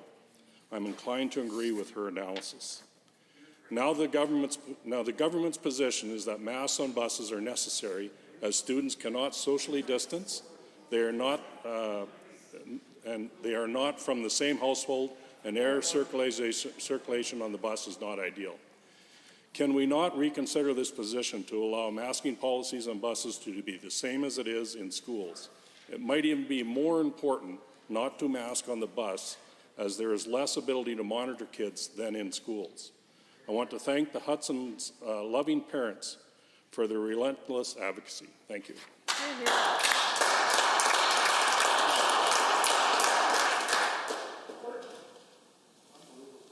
The honourable member for Edmonton Gold Bar. No matter what your personal opinions about another member of the Assembly, it is unbecoming of any member to make such allegations or make such statements as you did during that member's member statement. First of all, there's a long-standing tradition of members being allowed to remain uninterrupted during member statements, of which every other member of the Assembly seems to be able to adhere to. I would expect that I will not hear such comments from you under any circumstances in the future. The honourable member for Chestermere Strathmore is next. Thank you, Mr. Speaker. Even a drop of water can erode a mountain. Dr. Norm, a physician and Black team leader for the Faculty of Medicine and the University of Toronto, said these words as she spoke to racism, intercultural competencies, and safety. We must be committed to making systemic change in all of our organizations and be empowered to create safe spaces so that people feel safe to disclose difficult and perhaps inappropriate behavior and situations. We are in positions of authority, and we are held to a higher standard. Harassment can destroy a person or an organization and friendships. It's hard to build trust once harassment has been disclosed, and even more challenging when the person who has found the courage to come forward does not have the support of those they've disclosed to. What will we tell our next generation about how we treated people in our institutions and in our province? This is not a partisan issue.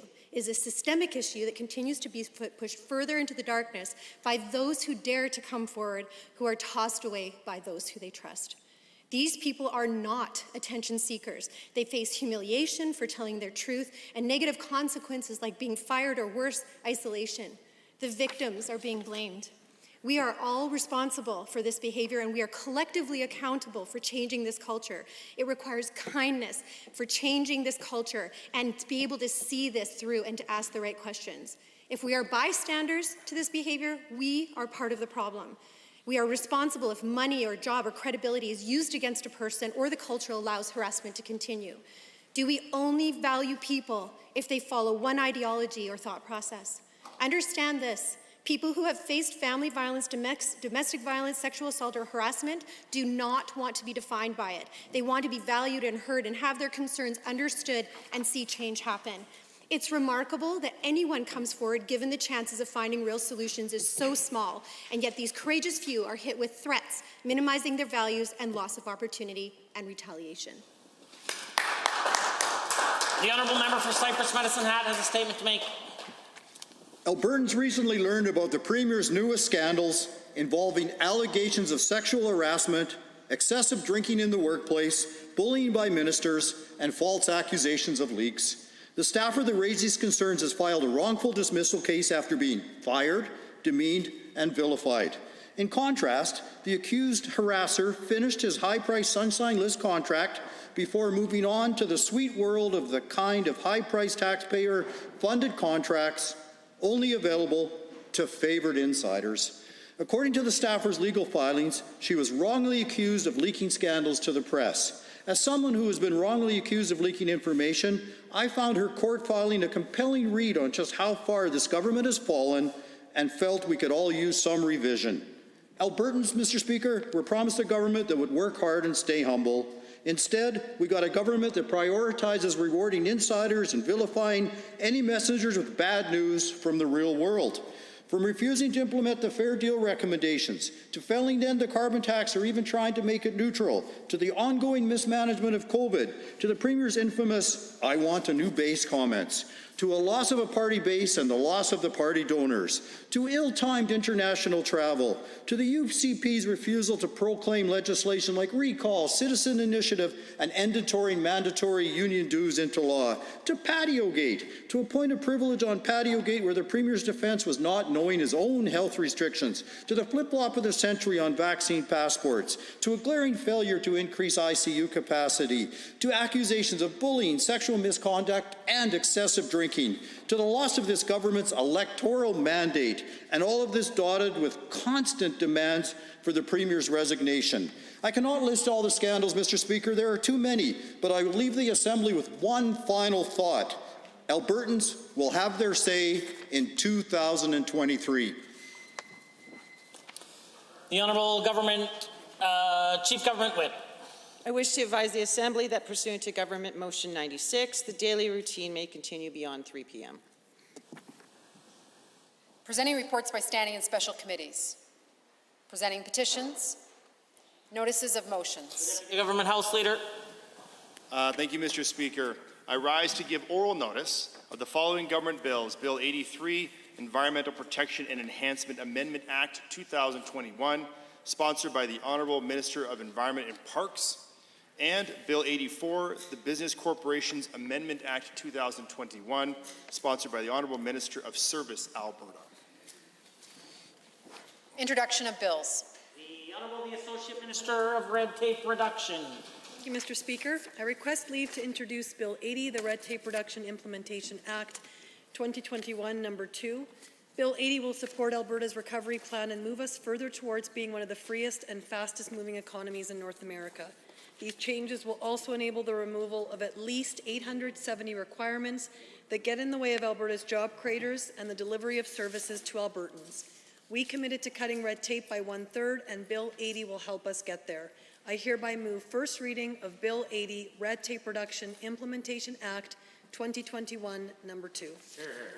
The Honourable the Associate Minister of Red Tape Reduction has moved first reading of Bill 80, Red Tape Reduction Implementation Act 2021, number 2. All those in favour of the motion for first reading, please say aye. Aye. Any opposed, please say no. In my opinion, the ayes have it. That motion is ordered and carried and so ordered. Bill 80, Red Tape Reduction Implementation Act 2021, number 2, is now read a first time. The Honourable, the Minister of Justice and Solicitor General. Thank you, Mr. Speaker. Mr. Speaker, I am pleased to rise to move first reading of Bill 81, the Election Status Amendment Act 2021, number 2. Mr. Speaker, if passed, this act will strengthen democracy by getting big money out of Alberta politics and establishing a set election date. Mr. Speaker, some of the other changes included in this act are as follows: banning foreign money in provincial politics, imposing an annual 30,000 limit for donations to third parties or political action committees, and establishing the last Monday in May as Election Day in Alberta. Mr. Speaker, I ask that we move first reading of Bill 81. Honourable members, the Solicitor General and Minister of Justice has moved first reading of Bill 81, Election Statutes Amendment Act 2021, number 2. All those in favour of the motion for first reading, please say aye. Aye. Any opposed, please say no. In my opinion, the ayes have it. That motion is carried and so ordered. Bill 81, Election Statutes Amendment Act 2021, number 2, is now read a first time. The Honourable the Minister of Energy. Well, thank you, Mr. Speaker. I rise today to request leave to introduce Bill 82, the Mineral Resource Development Act. The proposed legislation is the first step in implementing Alberta's modern critical and rare earth mineral strategy and action plan. If passed, this act would establish the Alberta Energy Regulator as the full life cycle regulator for Alberta's mineral resources, from exploration through reclamation. This would provide certainty for industry, help position the province as a preferred mineral producer, and spur growth in the sector. A full life cycle regulator would help ensure the responsible resource management and development of the province's mineral resources. It's a necessary step because the regulatory oversight is currently split among multiple entities in the province. The proposed legislation would consolidate that regulatory oversight and assign that to one entity. Mr. Speaker, Alberta has a vast untapped geological potential to meet the increasing demand for minerals such as lithium, vanadium, uranium, and rare earth elements that are essential to the technology and products that support our energy future and the adoption of a low-carbon economy. I firmly believe this legislation will help us capitalize on this important opportunity. Thank you, Mr. Speaker. I'm sorry. Did you catch her move? Honourable members, the Minister of Energy has moved first reading of Bill 82, Mineral Resource Development Act. All those in favour of the motion for first reading, please say aye. Aye. Any opposed, please say no. In my opinion, the ayes have it. That motion is carried and so ordered. Bill 82, Mineral Resource Development Act, is now read a first time. Tabling returns and reports. The Associate Minister of Red Tape Reduction has a tabling. Mr. Speaker, I rise to table the requisite number of copies of the Red Tape Reduction Annual Report 2020-2021. The 2019 Red Tape Reduction Act mandates public reporting on red tape reduction strategies and initiatives. This is the second report. I am pleased to report that the Government of Alberta has reduced red tape by 17.8%. The Honourable Member for, appreciate you tabling it. We can all read it when it's tabled. The Member for Edmonton Ellerslie. Thank you very much, Mr. Speaker. I rise to provide the requisite number of copies of an article that I quoted from during last night's debate on captive insurance companies called Observations on Captive Insurance Companies, 10 Worst and 10 Best Things by Jay Atkinson. Are there other tablings? Seeing none, I do have a tabling pursuant to Section 33(1) of the of the Public Interest Disclosure Whistleblower Protection Act. I have the requisite number of copies of the Public Interest Commissioner's 8th Annual Report for the period of April 1st, 2020 through March 31st, 2021. Tablings to the Clerk. I wish to advise the Assembly that the following document was deposited with the Office of the Clerk on behalf of Honourable Minister LaGrange, Minister of Education, pursuant to the Teaching Profession Act, Alberta Teachers Association 2020 Annual Report. Deferred divisions. Points of order. And at approximately 2:15, the Honourable Minister of Municipal Affairs rose on a point of order. Thank you, Mr. Speaker. Under 23L, introduces any matter in debate that offends the practices and precedences of the Assembly.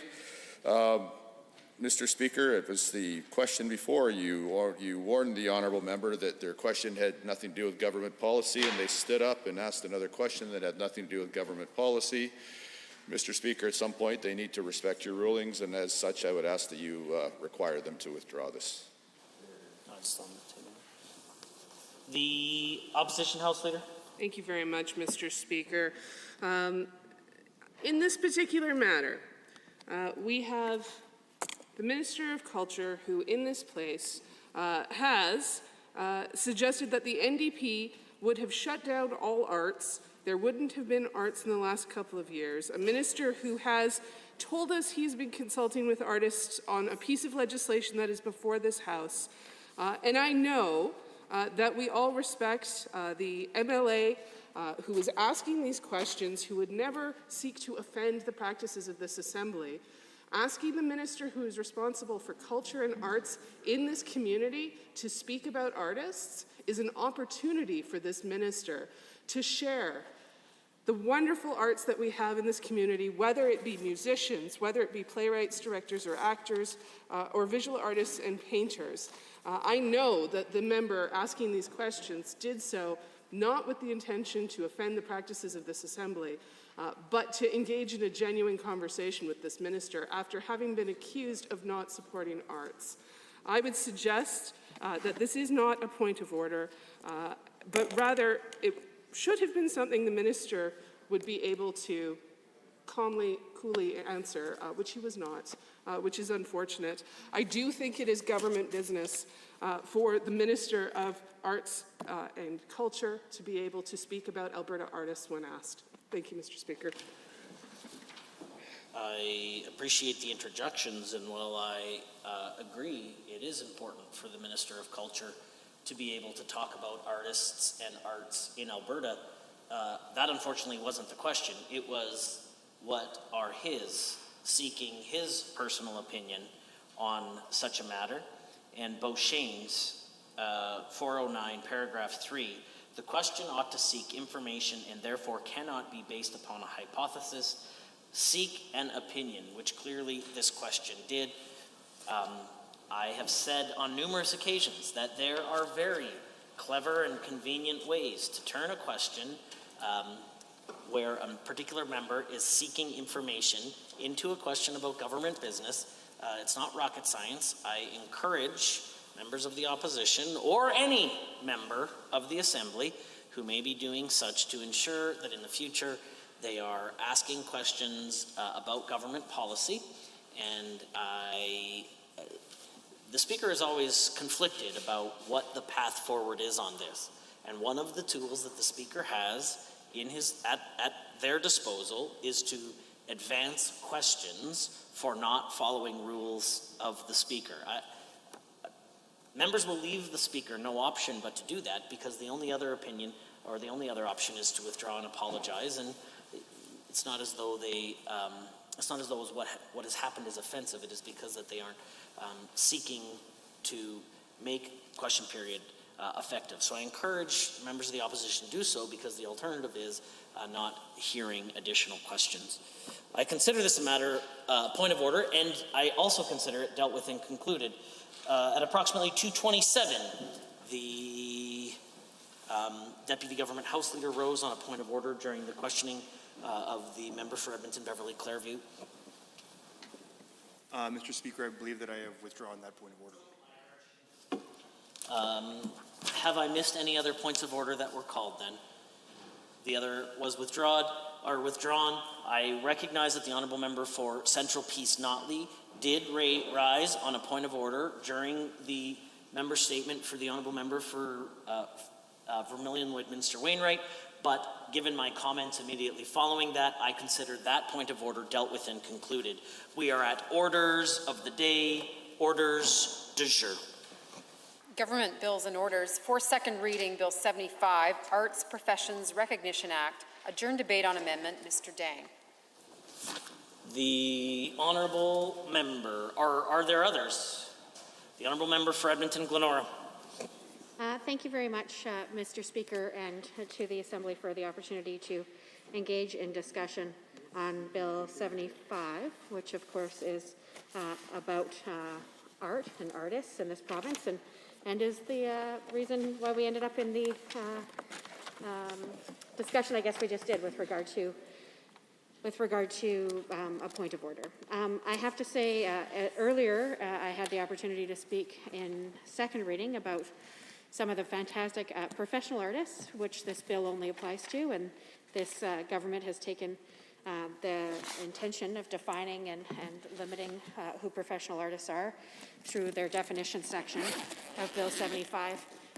And of course, when people say artists, often people gravitate immediately to visual artists, but It is so much more complex than that, and there are so many amazing, talented people here in the province of Alberta.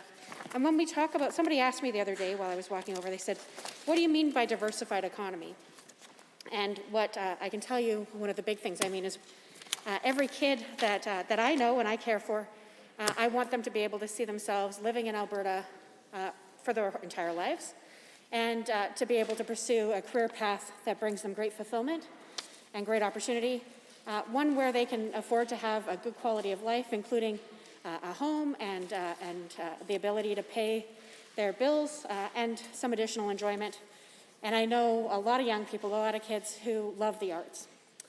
I don't live far from this place, and not far from here is the Victoria School for Performing Arts. And I have to say, Vic has a very strong reputation, and it is one that the community came forward to create out of a time of retraction where the number of students living in mature areas in our city was on the decline, and that school had been neglected by Conservative governments year after year after year in terms of investment in maintenance, and times were quite tough for Vic.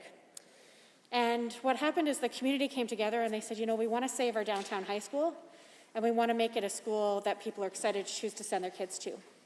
So they consulted with people in the geographic area as well as people who work downtown and said, you know, if you were going to drive your kid to a downtown school on your way in, what kind of programming would you be interested in? And overwhelmingly, there is a huge support for the arts. And I want to encourage any of you, when you're in the Chinatown area, it's not far from here, to just drive by, and I think you get a sense of the feeling when you see the beautiful mosaics outside the school as you're approaching. It also happens to be a school that's connected to the district office, and it's nice anytime you're in a meeting space to be able to engage with students. I hope that we get to a point very soon. One of the reasons why we're calling for a vaccine passport for this building is because we want to be able to bring more people into this building. We want to be able to return children to being in the galleries. I really do miss seeing them here and discussing with them before or after their observation, some of the things that they know about the legislature, they know about democracy, and some of their experiences here learning. I know many students and teachers, particularly in grade 6, come to visit the Alberta legislature, and it's a marker of their school year, and many remember it for years to come. So one of the reasons why we are pushing for this inclusion of vaccine passports is to be able to bring children here again. And another thing that children used to do, arguably not quite yet performing artists that are professional according to this act, but I will say that they deal with their performances with all professionalism, is that they come here during the holiday season and they sing. And often their parents and their grandparents will have an opportunity to come hear them as well. So wouldn't it be an opportunity for us to embrace and return some experiences with the arts to this building, a public building, one that should be public. It's publicly owned, but it should be available to the public to come in and enjoy the building that they have paid for, the building that they are so proud of. And I think a lot of Albertans, specifically Edmontonians, when they think about Edmonton's downtown, think about this building that we have the honor to work in. When it comes to the Arts Profession Recognition Act, it was our understanding from earlier introductions of this bill that this was supposed to be focused on the Saskatchewan bill. And it seems like this has actually taken quite a different path. And we have had some opportunity to engage with some stakeholders on this, but it certainly hasn't been as extensive as I would like the government to engage in terms of consulting with professional artists on how to move the dial forward. Some of the things that I mentioned in previous stages that I don't think we've had a fair response to yet to be able to support this in an enthusiastic way anyway, are when the what's the problem question, right? Because this is only really about government contracts being signed with government artists, or artists who are performing art for the province, or subsidiaries, I guess. Yep. But it goes so much beyond that. This government could do so much to actually embrace and enhance and create opportunities for that diversified economy that I talk about, for artists to be able to celebrate their talents, to be able to share them with one another, to share them with all Albertans, and be able to have that type of long-term dignified life that we all aspire for ourselves and for the next generation. So if the government really wanted to focus on finding ways to support artists, they would find ways to do things that some of our major cities have done. For example, in Edmonton, and I believe in Calgary as well, there's a policy around any public infrastructure project has a component, I think it's 1%, dedicated towards public art that goes along with that new infrastructure project. That goes a long way to creating opportunities for artists to be able to diversify their income, because a lot of artists do private sale, do fine art, do private performances, really hustle in a variety of environments. But if they're able to get some opportunities to engage in public art, it goes a long way to being able to afford to rent or even buy a home one day and be able to have some predictability when it comes to one's economic situation. And I think you should be able to be an artist and be able to have a good quality of life and be able to see yourself staying in Edmonton or in Calgary or anywhere in Alberta and be able to have that pathway. You shouldn't have to imagine yourself moving to another city, another province, or another country to be able to see the fullest in your fulfillment of your career path prospects as an artist. So when I think about, well, and I'm very confident that members of the Assembly, some more recent than others, have flown to the United States. And when you're at the Edmonton airport, for example, there are a number of places where you'll see public art. One of my favorites is there's a moving sidewalk. I haven't seen it in a very long time. There's a moving sidewalk, and there's a beautiful mosaic of the city of Edmonton. And it's cut into 4 pieces. It's the 4 seasons that you'll experience here, and it's 3-dimensional. And you'll see the legislature, of course, on that beautiful mosaic, grand piece of art. It's almost as big as the surrounding of the Speaker's chair. Probably is about that size. And it's a piece that Aaron Pankratz, Edmonton mosaic artist, has done. And by being able to present in public, obviously, is a great point of pride, and that is something that artists want to be able to share their skills and talents with as many viewers as possible, as many participants as possible, but also meant that she had some, quality revenue, quality income that she could use while maybe times weren't quite so lucrative. One of the things that we've asked the government to consider is some jurisdictions let artists who have, for example, a good year where they get a piece of public art, spread that income over a few years. Because we all know that times are easier and times are tougher. And in employment situations that are often precarious, being able to share some of that income through your provincial tax assessment over a few years would make things a lot better for a lot of artists. So that's one thing that we've proposed. Certainly, many artists have really struggled over the last 2 years, and artists have really gotten us through the last 2 years. When I think about how many people have participated in virtual experiences offered by arts and culture through remote engagement opportunities, it's amazing.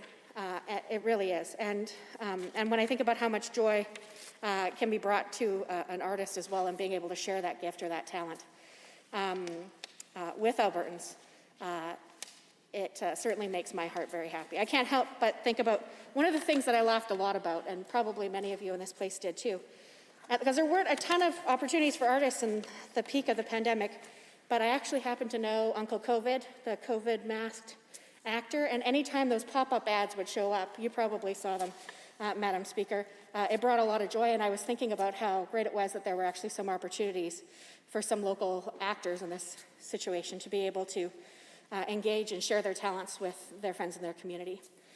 And also share a public health message, right? Because that, obviously, advertisements engage art, but they also engage in trying to deliver a public health message when they're purchased, for example, by Alberta Health Services or Alberta Health. So those are a couple of the things I want to say. Generally, I think artists are amazing contributors to make life more enjoyable for all of us. I'm excited for opportunities to engage in live theater. And I want to say that artists are some of the most responsible folks I've encountered when it comes to COVID precautions, because artists really want to be back on stage. They want to be back in the theater. They want to be back sharing their talents with the world. So, for example, I'm aware that the Citadel Theater this year, I often go and visit, see the Christmas Carol. Last year it had to move online, but it's a long-standing Edmonton tradition. I understand that they're moving this year to ensure that all of their actors, not just all of their audience, because of course they are requiring a vaccine passport for all of their audience members, but they're also doing that for their actors, to protect their actors, their crew, and the crew also must be double vaccinated, but also to create an increased sense of confidence that you can engage in places like the theatre again. So I hope that the government takes an opportunity that has been presented with them here through this bill to find ways to actually work with artists, to invest in artists, and to create more opportunities for artists to share their skills and talents. And I think COVID has also heightened our awareness of the importance of the beautiful things in life that bring us joy and laughter. But of course, they're needed at all times. And I really think that it is an opportunity for us to reposition some of the priorities of government and focus on ways that we can ensure that Alberta families can live here, can create art here, and can afford to live here for this generation and for the next. That's truly one of the things I want. I don't want the minister's budding artist grandchildren to think that they need to move somewhere else if they want to be artists for their career. I want them to be able to see an opportunity to engage in that and to live the kind of life that we all aspire to right here in Alberta. And I hope that they and every Alberta child and every Alberta adult artist sees an opportunity. And we're certainly looking at Alberta's future. That's one of the reasons why we created an engagement opportunity with many different sectors, and we welcome feedback from artists on how we can bolster the arts here in Alberta to make sure that we have an Alberta for everyone. That really should be the goal. I think that this bill doesn't get us there. So I look forward to hearing more feedback from my colleagues as we continue to discuss the importance of arts here in Alberta, and thank you very much for the opportunity to share today. Any members that wish to join in the debate on the amendment? The Honourable Member for Calgary-Buffalo. Thank you very much, Madam Chair. With regard to the referral to committee of Bill 75, the Arts Professions Recognition Act. I, of course, wanted to get up, and I spoke to this in second reading, and I want to address why I think this should go to committee for further discussion. Of course, we know that this Bill 75 does a few things. It formally recognizes artists and the value they hold in our society, and it also requires that all public entities, agencies, boards, and commissions that have involvement with the government of Alberta enter into written contracts with professional artists. And there are a significant number of public entities, so that's a helpful, useful thing. But there is no protection for artists that don't fall under the definition of professional artists in this bill. And there are, and of course, we're not talking about all those for-profit, non-public entities out there, which arguably are far more in number than the previous comment I made about public entities and the coverage there. So there are many shortcomings to this bill, and I think it requires further debate, clarification. It'd be interesting to receive feedback from artists. As my colleague previously mentioned, you know, there's a range or a spectrum, a very interesting number of kinds of artists: visual artists, performance artists, music, dance, other kinds of things, visual, and that's a great thing for our society. It's a good thing for in these stressful times to, as my colleague talked about, have that kind of ability to get some break, relief from the times we're living in. The one interesting and good thing that's in this bill, and I'll just point it out briefly, it's not very long, it talks about the definitions of artists, and an artist has received training or acquired traditional knowledge. And then under D.2, it says, within the established practices of the artist's cultural tradition. And I think that is a recognition or understanding that Indigenous and Métis peoples are trained in their cultural traditions, and it may even include other kinds of artists from ethnocultural groups background, who have a background ethnocultural, with an ethnocultural group.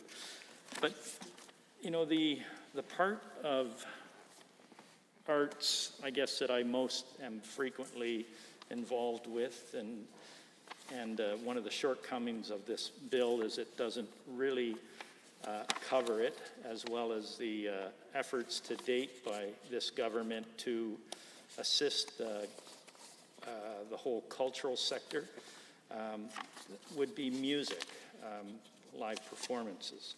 And I'm just thinking about the experience of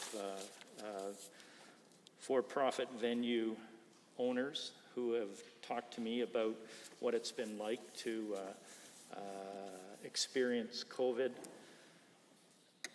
and to be shut down numerous times, to not have any way of earning money and trying to find creative ways to do that. So in the Stabilize Live Music Grant area, that's of course part of the ways of addressing the needs of that whole part of the artist's culture. The government developed a three-tranche program called the Stabilize Program. And under the Stabilized Live Music Grant Program, I was certainly aware that for-profit venues, and I live in a neighborhood that has probably 4 for-profit venues, and it provides a really rich musical offerings many times of the week through those 4 for-profit ones, and then there's a couple non-profit ones that are on either end of the music mile, starting from the National Music Center on 4th Street Southeast on 9th Avenue, going all the way to 14th Street Southeast, and ending with the Blues Can in Inglewood. And those for-profit venue owners said that, you know, they could receive up to a maximum of $25,000, and if you do the math, and everybody gets the full amount, that's only 24 venues in the entire province that could access that monies, because only 600,000 was dedicated to that in that tranche. I just mentioned that there are 4 in the mile that I'm aware of in my neighborhood, and it wouldn't take too many other parts of Alberta to take up all of those $600,000 in dedicated monies for those for-profit centers. Anyway, they have, some of them have dozens of staff. Oh, sorry, I didn't see you. It helped. Go ahead. Yeah, just respond to that briefly. Fair question. That thing rings in my ear. You're right. The live music business intervention support money was oversubscribed. There were more applications than the money was allotted. But on the other hand, the grant money to help individual musicians was significantly undersubscribed in spite of advertising and trying to promote it. So we've actually transferred some of that money, rather than leave it on the table, transferred some of that money over so that there is more money for the venues and the businesses so that they will survive. So hopefully we've answered some of that. Fair question. Thank you very much. Thank you for the minister's intervention. The larger point I think I'm trying to make is the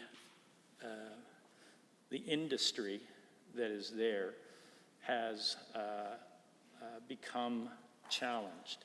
It's grown up over time and it's matured, and it has been a source of support for not only the musicians in that context of live music venues, but it's also a source of support for the dozen, I'm aware of dozens of people who make their living off of service, of cooking, of taking tickets, of cleaning up the venues.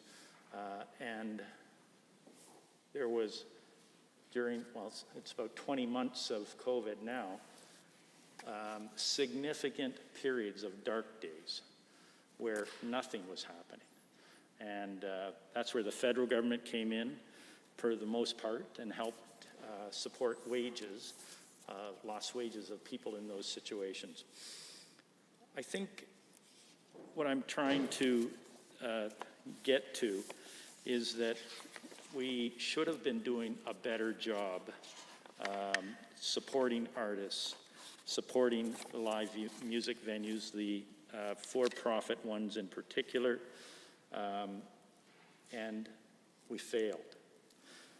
We failed because there wasn't a great deal of two-way communication between the industries that artists and the for-profit venues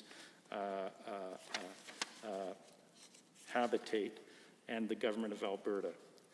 And when we look at the What We Heard documents, or we look at the consultations that the government of Alberta did, we can see that, the cherry-picked nature that have wound up of direction that have wound up in this bill is, again, a too little, too late, acted last and acted least. Other provinces have done a better job of recognizing their cultural industries and supporting them.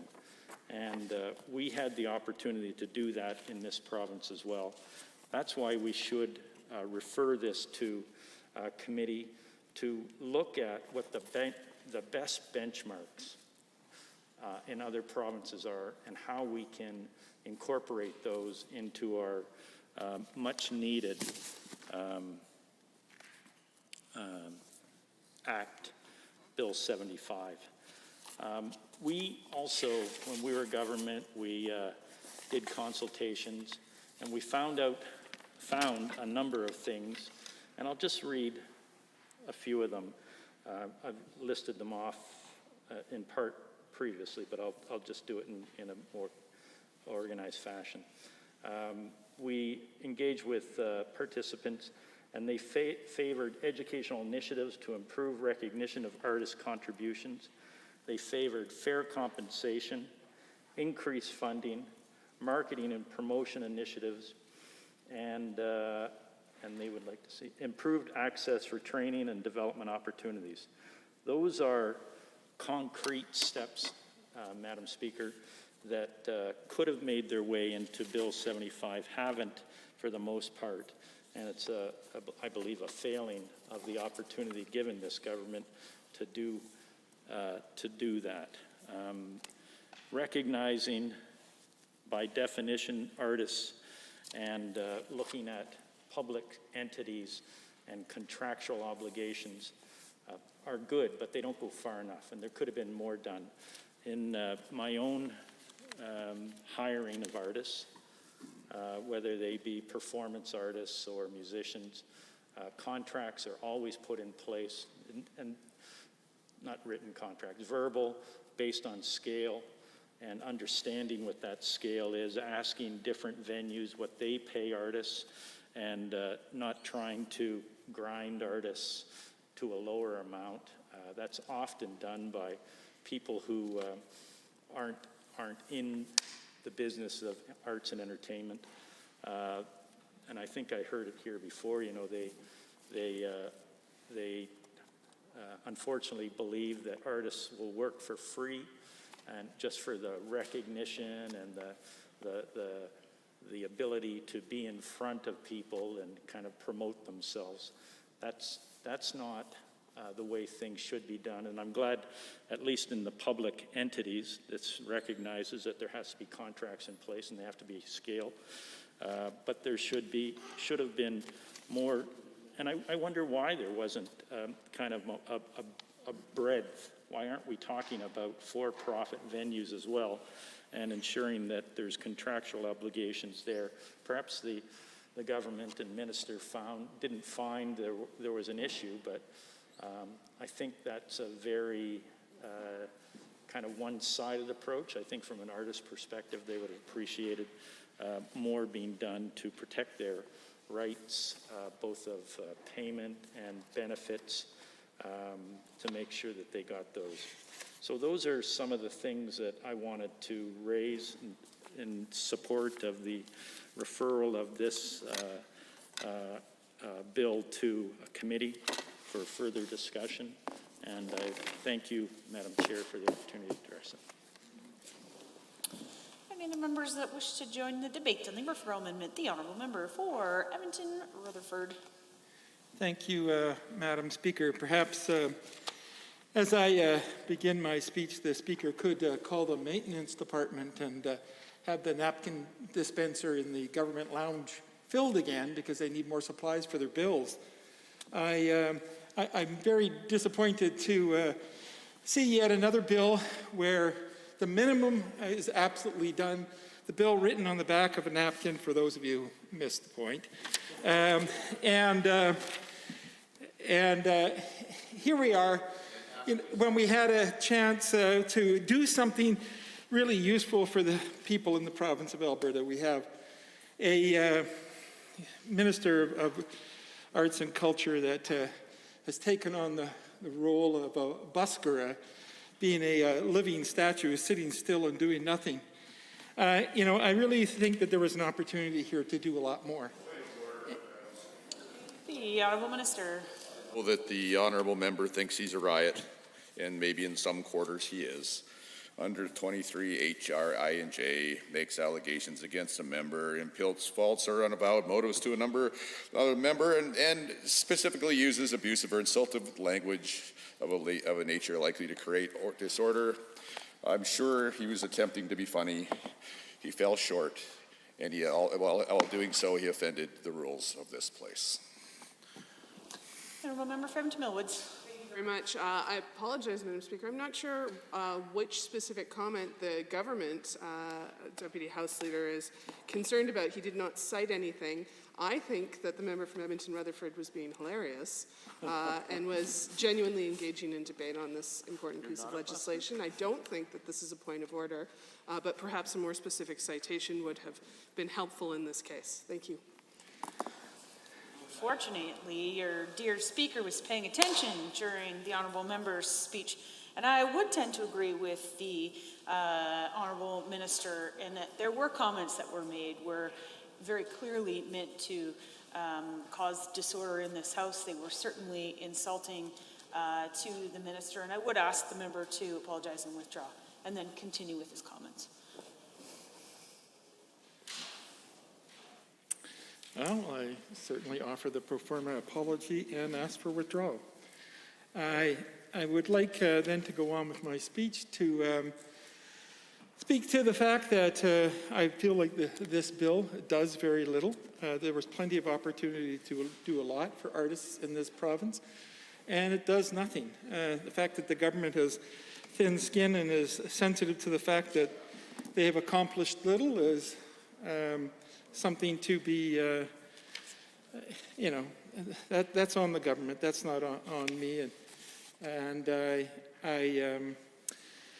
I certainly would like this bill to be referred to committee so that something more can be added to it, so it's more substantive and more useful and more useful to the time in this House. We all know that artists, for the most part, live lives of precarious work, have undependable income streams, tend to have difficulties maintaining contracts that are, consistent with the well-being of themselves and their families in a manner that's equal to other people in the province. Their annual salaries are approximately half of the average annual salary of other Albertans.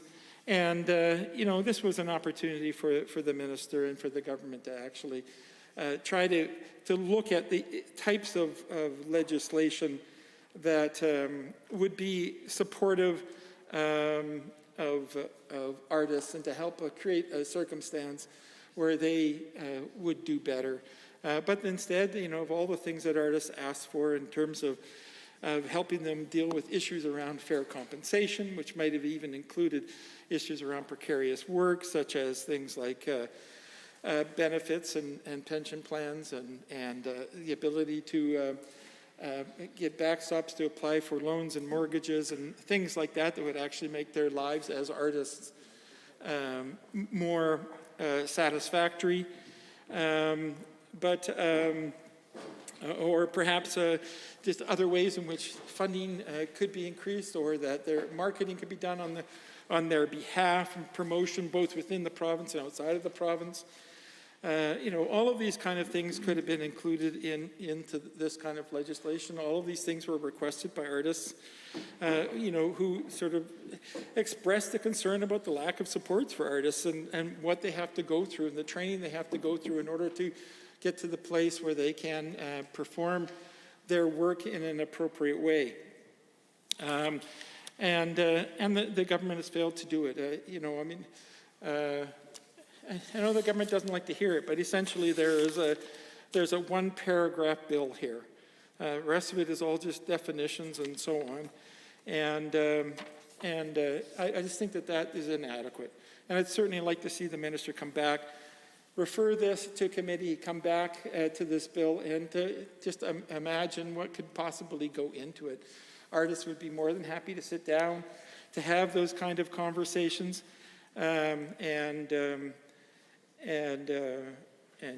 try to see if they could actually move into a place where they could, expect to live a reasonable life while they pursue their areas of talent and creativity, and to offer to the rest of the province the things that are important.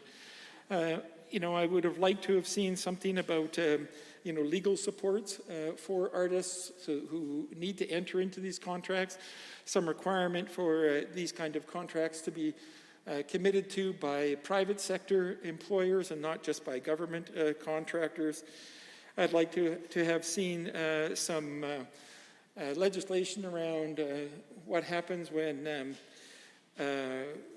venues go into insolvency and have outstanding bills to artists, and how the artists can be supported in claiming monies owed to them appropriately, or when businesses just fail to provide those kind of resources over in a reasonable time.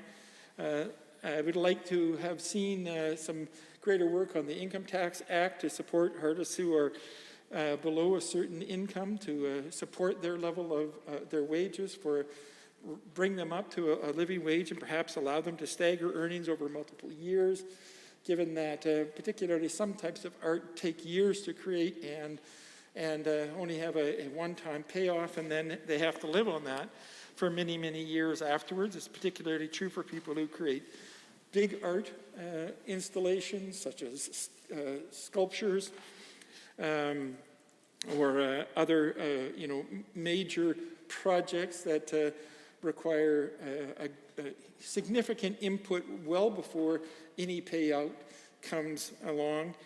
And I think that the minister would do well to refer this to committee so that they could call in artists and actually ask them what it is that they'd like to see, and get some specific suggestions on some of the things that they are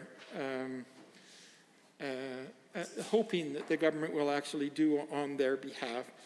I myself would certainly love to see us look at ways in which we could support the arts and the artists to stay here in the province of Alberta, too often people either have to leave the province in order to become successful, or once they become successful, leave the province in order to, maintain their relationships with the institutions and agencies that will support their ongoing success. And it's too bad. I'd love to see it happen here. I'd love to see us have some major record producers out of Alberta. I'd love to see us have, major performance art organizations like Cirque du Soleil and so on, those types of things housed here in the province of Alberta. And, I just don't see the government doing anything to actually move us in the direction of those kind of things happening. I don't see any supports for the academic institutions that support artists, and I don't see any part of this bill that is about making sure that the artists, have a chance of being successful in their art. This was a chance to do it. I mean, if you're going to take the time to bring a bill into the House, why not take the time to make a full bill? Why not take a time to read through the information on the consultations that have been done with artists up to this point, and to particularly look at ways in which you can enhance, the artist's well-being based on the information that's already been gathered. What about designing parts of the bill that would enhance particularly vulnerable arts communities, such as culturally diverse arts communities, or perhaps arts communities of the disabled community, and looking at the barriers that they are experiencing in terms of entering into the arts fields and moving on. I guess I just find it frustrating how often the government brings forward these bills where they just haven't put any meat on the bones. Where they come in and to say that they're going to do something, and the title of their bill is one that I think, oh great, finally something I can get behind. And then I read it and just end up 30 seconds into it, so disappointed that they actually haven't taken the time to do what it is that they're suggesting that they're doing. I guess my frustration comes out in the things that I say in the House, but this has happened time and time again this session, that we've had these bills, many of which are less than a few pages long. We're taking the time in this House in order to debate it. A 4-page bill gets as much time to debate in the House as a 25-page bill, and are much larger. I see members on their desks have bills that are hundreds of pages long, and yet there's just no content here for us to properly support. What can I say?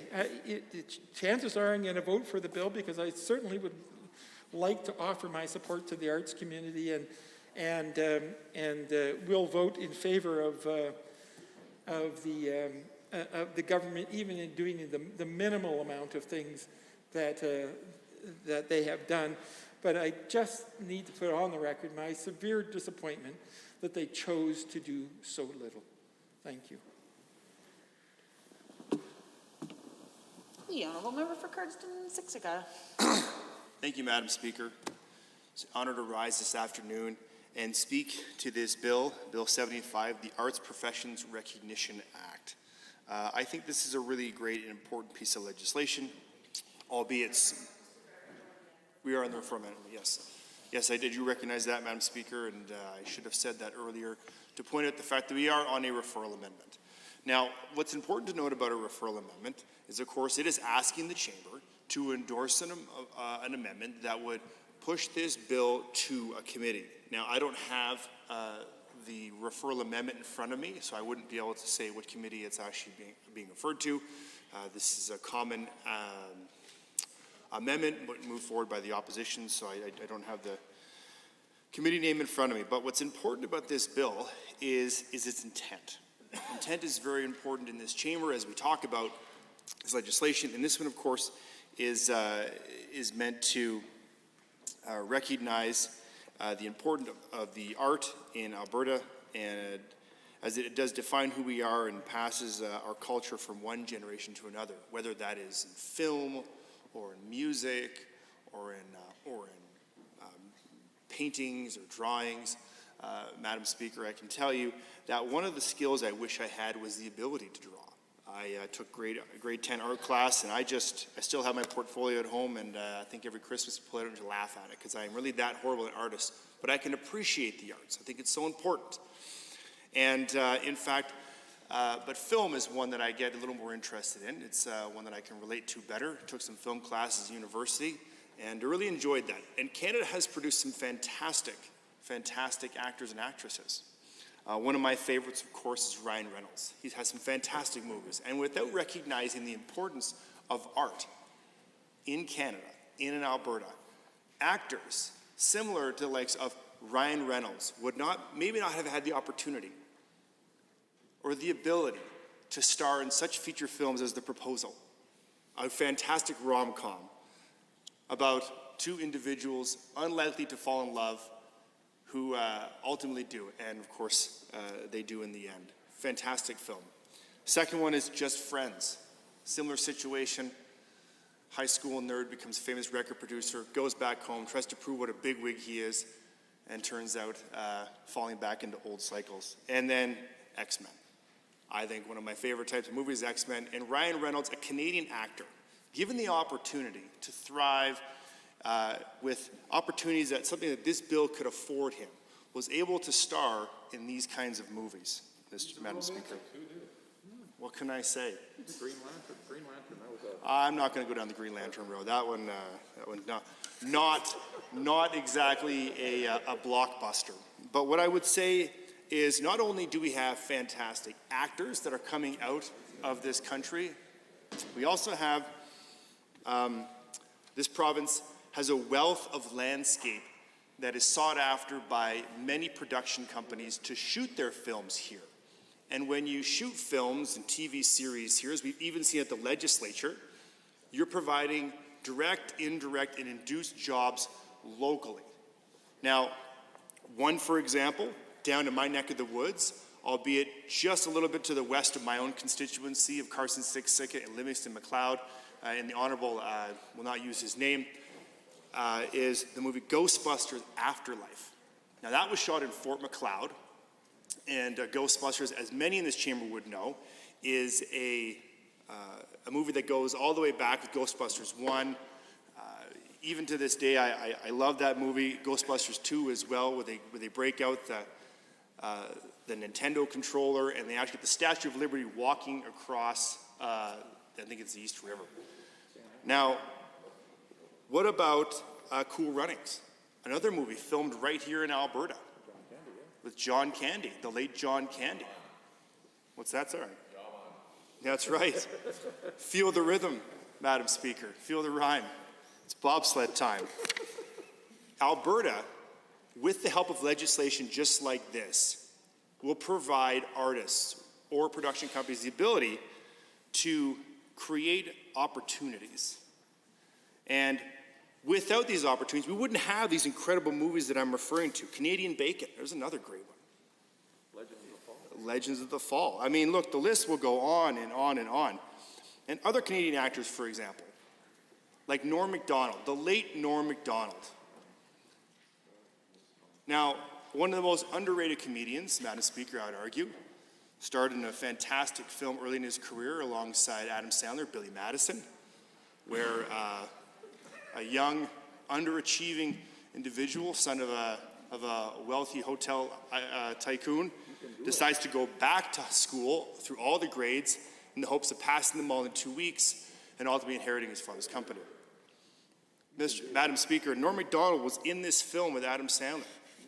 He was also on Saturday Night Live, but he grew up in Canada and was afforded fantastic opportunities because of the importance of the arts and recognizing it. Something I believe that this bill does is recognize the importance of the arts. What some people may know is this member right now, the one speaking, myself, the honourable member for Carson-Siksika, was also cast in a commercial. No kidding.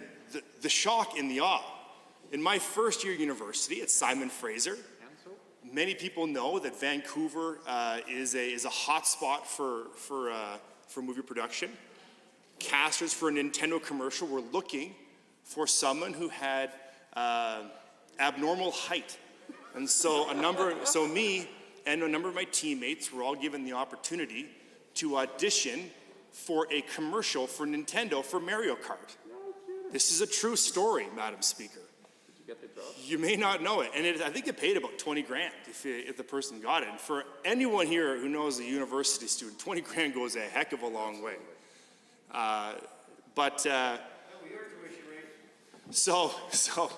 And of course I hear the heckling from the honourable member across the aisle. Maybe he's upset he didn't get cast for a commercial, but that's okay. We all have our opportunities in life, and this is mine to speak, and I ask that member to raise the level of decorum and maybe give me the opportunity to finish my remarks. But with that said, numbers went to a casting room or what have you, and there was a couple of chairs there, and we were able to and they threw socks at us, Madam Speaker, to kind of to simulate what it'd be like in Mario Kart when you're throwing bananas and upside down question marks. I mean, look, we're talking Mario Kart here. I could go on forever because I'm fantastic at it. But the point is, there is great opportunity in the arts, even for someone like me, without any great acting talent, which was clearly recognized by the casting crew there because they realized that neither me or any of my teammates had any talent in acting, and none of us got put into it. But the point is, the opportunity was there, Madam Speaker. And opportunity is a lot of times all people need. And we do recognize that in the province of Alberta, the median individual income of artists is $25,800. That's just 51% lower than the average income of all Alberta workers. And, I recognize that is a very difficult salary, if not nearly impossible to live on.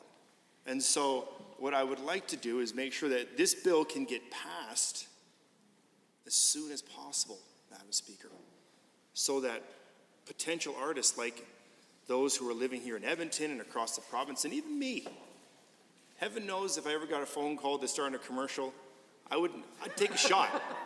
I'd take a shot, Madam Speaker. But what the point I'm getting at here is referring this bill to a committee would delay ultimately the process. Now we are trying to delay the means we're trying to put in place here to recognize the importance of arts in the province of Alberta. And as we go down the list of famous artists and actors in this province, as I previously mentioned, you have John Candy, you have Norm Macdonald, you have Ryan Reynolds, the list goes on. Leslie Nielsen. Paul Gross. Eugene Levy. I mean, Madam Speaker, for heaven's sakes, there are some great talent that came right out of this country here of Canada, and we should be proud. And I think this bill does an excellent job in another step forward, recognize the importance of arts. But a referral amendment, Madam Speaker, I just don't see. Shatner's Canadian? Oh, yeah, Shatner's in space now. Oh, that's right, he's Canadian. Yeah. Captain Kirk? Yeah, but, Jim Carrey, there's a good one, The Mask, fantastic film. But these are actors that were given an opportunity. And sometimes in art, that's all you need. You just need your shot. Back before they had the internet, people had demo tapes. They would do anything. You'd hear stories of artists going through incredible great lengths just to get their demo tape in the hands of the right people. And if you go walk down the streets in certain parts of the country, or even down the US, like in Hollywood, for example, you'll have people, men and women, just handing out CDs, trying to get their CD in front of the right person, just so that maybe they'll listen to that one song that's at the big break. And then they'll have more songs. They're not just a one-hit wonder. But how important is that? I mean, a fantastic Canadian artist, group of artists, the Bare Naked Ladies. I've seen them in concert a long time ago. Alanis Morissette, actually, Madam Speaker, Alanis Morissette, way back in the day, in the 90s, when she opened at the Ottawa exhibition for Vanilla Ice, I was at the concert. Ice Ice Baby. Absolutely Ice Ice Baby. And Alanis Morissette had a fantastic performance. At the time, she was a local star, or a local star musician in Ottawa. Hadn't really made a worldwide name for herself, and now look at her. I think she's a platinum recording artist, but it's about that break, and that break comes with opportunity, and that opportunity can be afforded through legislation just like this. Bill 75, the Arts Professional Recognition Act. But as we have before us, Madam Speaker, it is a referral amendment. And so I ask the members opposite, to what end is the referral amendment being moved? Why are we trying to delay a great piece of legislation? And you know, it's interesting because I'm going to quote that member from Edmonton Rutherford talking about the size of legislation. And I thought it was actually an inappropriate quote, so maybe I'll refrain from using it. But maybe the size of legislation isn't as important as the content. To put it in more appropriate terms. How you use it.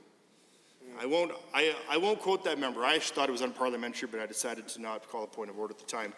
I thought even drawing attention to that kind of remarks wouldn't be necessary. But what I will say is necessary, Madam Speaker, is passing this bill. I will vote in favor of this bill. I will vote against the referral amendment because I don't think it's a necessary step that we need to be putting in this bill approval process. Many times the members opposite love to put forward these referral amendments. I disagree with them because I don't think they're seeing the large picture. And there's no pun intended there because I don't try to use puns very often. They're kind of not the best kind of humor. And but I will say this, there is so much potential in Canadian art. And there's so much great content that has come out of Canada.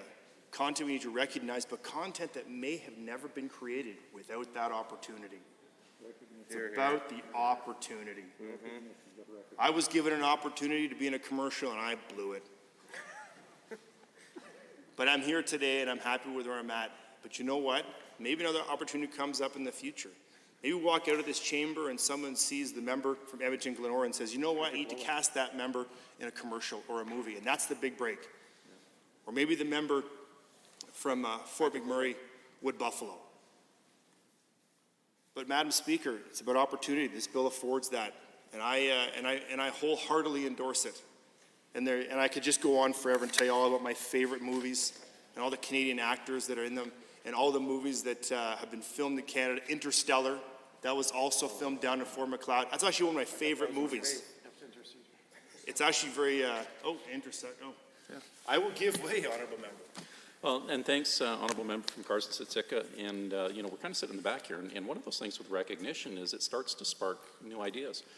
Maybe the member would talk about, since it's currently coming up to Remembrance Day, and maybe we can talk about some of the great Canadian artists that have brought attention to some of the valor and efforts that were made by Canadians, such as Vimy Ridge, such as Hyena Road by Paul Gross, who seems to try to bring attention in some of those stories. And given that some of his relatives that he'd made in Passchendaele was actually from southern Alberta as well.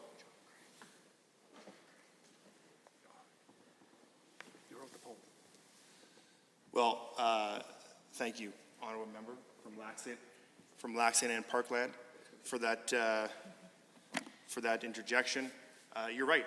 Now is an incredible time to reflect on the sacrifice made by those men and women who served diligently and gave the ultimate sacrifice, asking nothing in return for our freedom and, frankly, the right to stand in this chamber and debate this legislation.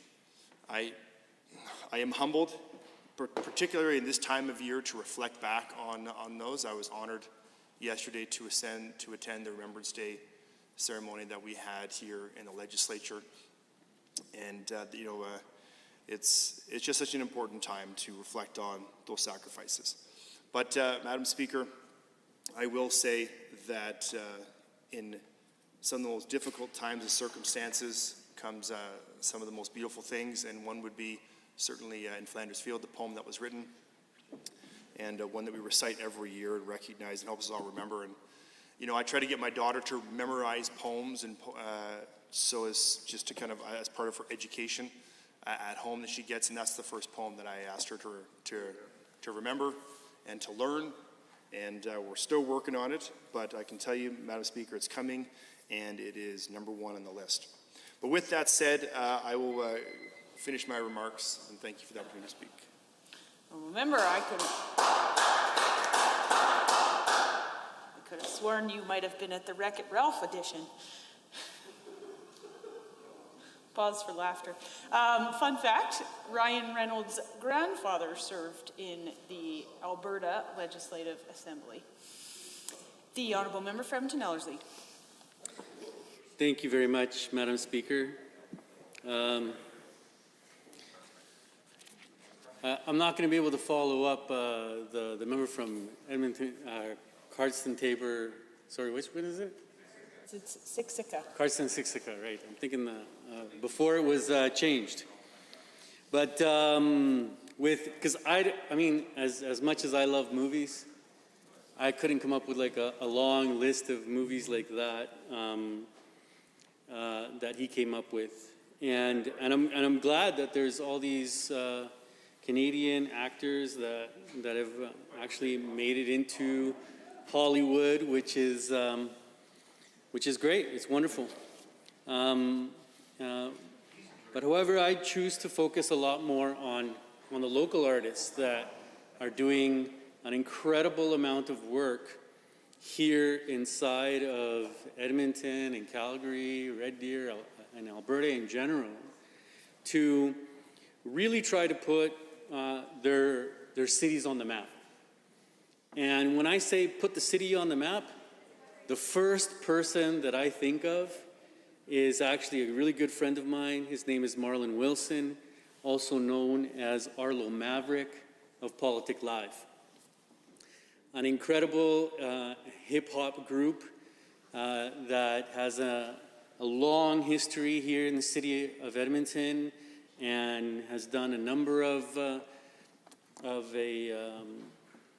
tours even across Canada and the United States.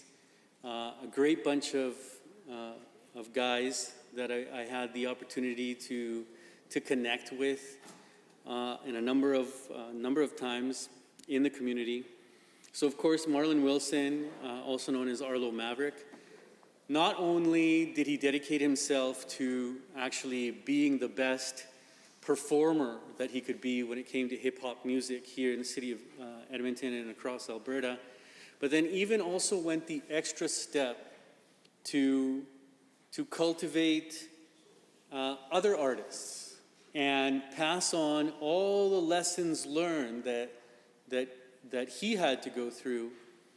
And to this day, you know, I follow him on social media, specifically on Instagram, and I even see Arlo doing interviews still to this day, passing on the knowledge that he was able to get by actually being an artist here in Alberta, applying for grant funding, how that would go.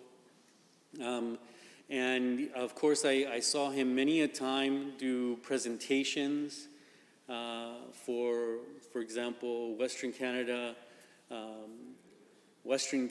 Music Awards, and that when they would actually bring together artists and provide a space where people could actually educate other artists. Because of course, the industry is trying very hard to cultivate a lot of those local artists right here in Alberta, so we can actually, again, as Arlo used to say it, put this city on the map when it comes to the music industry, and for him specifically, the hip-hop music scene across Canada and across North America. Another individual that did the same and was always involved in these educational workshops and presentations and she continues to do Facebook Lives and now even invites her daughter to perform with her on the Facebook Lives, and she's always reaching out into the community, and that's of course Waymatea Ellis, who's the lead singer, guitarist, keyboard player of Soldier Fire, which is a great Alberta band. They do reggae music here mainly out of Edmonton, but of course, just like many of the local artists, they have done Western Canada tours, cross Canada tours, and she has an amazing voice, and more importantly than that, an amazing soul. I'm proud to call her a sister of mine, and I'll never forget, ever since I got into the politics game, she's been incredibly supportive of me And whenever I have the opportunity to, and this of course was before COVID, but when I had the opportunity and Soldier Fire was doing a show, I'd always make sure to even show up, even if it was just for half an hour, to enjoy the first set. And I was always happy to hear Waymatea give me a shout out in the crowd. And of course, because of our great relationship when it comes to actually supporting the arts and music here in Alberta. One of the artists that I've had an opportunity to actually perform with and sing with, of course, is the very famous Maria Dunn. Maria is an incredible artist. Again, I've been able to work with her on a number of workshops and music and actually combining social issues with music. And back in the day, Maria and I actually did we worked together on doing a song for Brooks, actually. And a lot of the racialized workers at the meatpacking plant. And one of the things that we had the opportunity to do is basically there was someone who did an interview of a lot of these racialized workers. We watched a lot of these interviews that they had been done, and then actually put their words and their thoughts into song.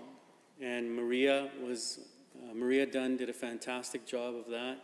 And not only that, she's done whole albums dedicated to putting the experiences of Alberta workers, and not only Alberta workers, but also racialized workers, and what they're experiencing here in Alberta, and actually putting them into song form and sharing them with the world.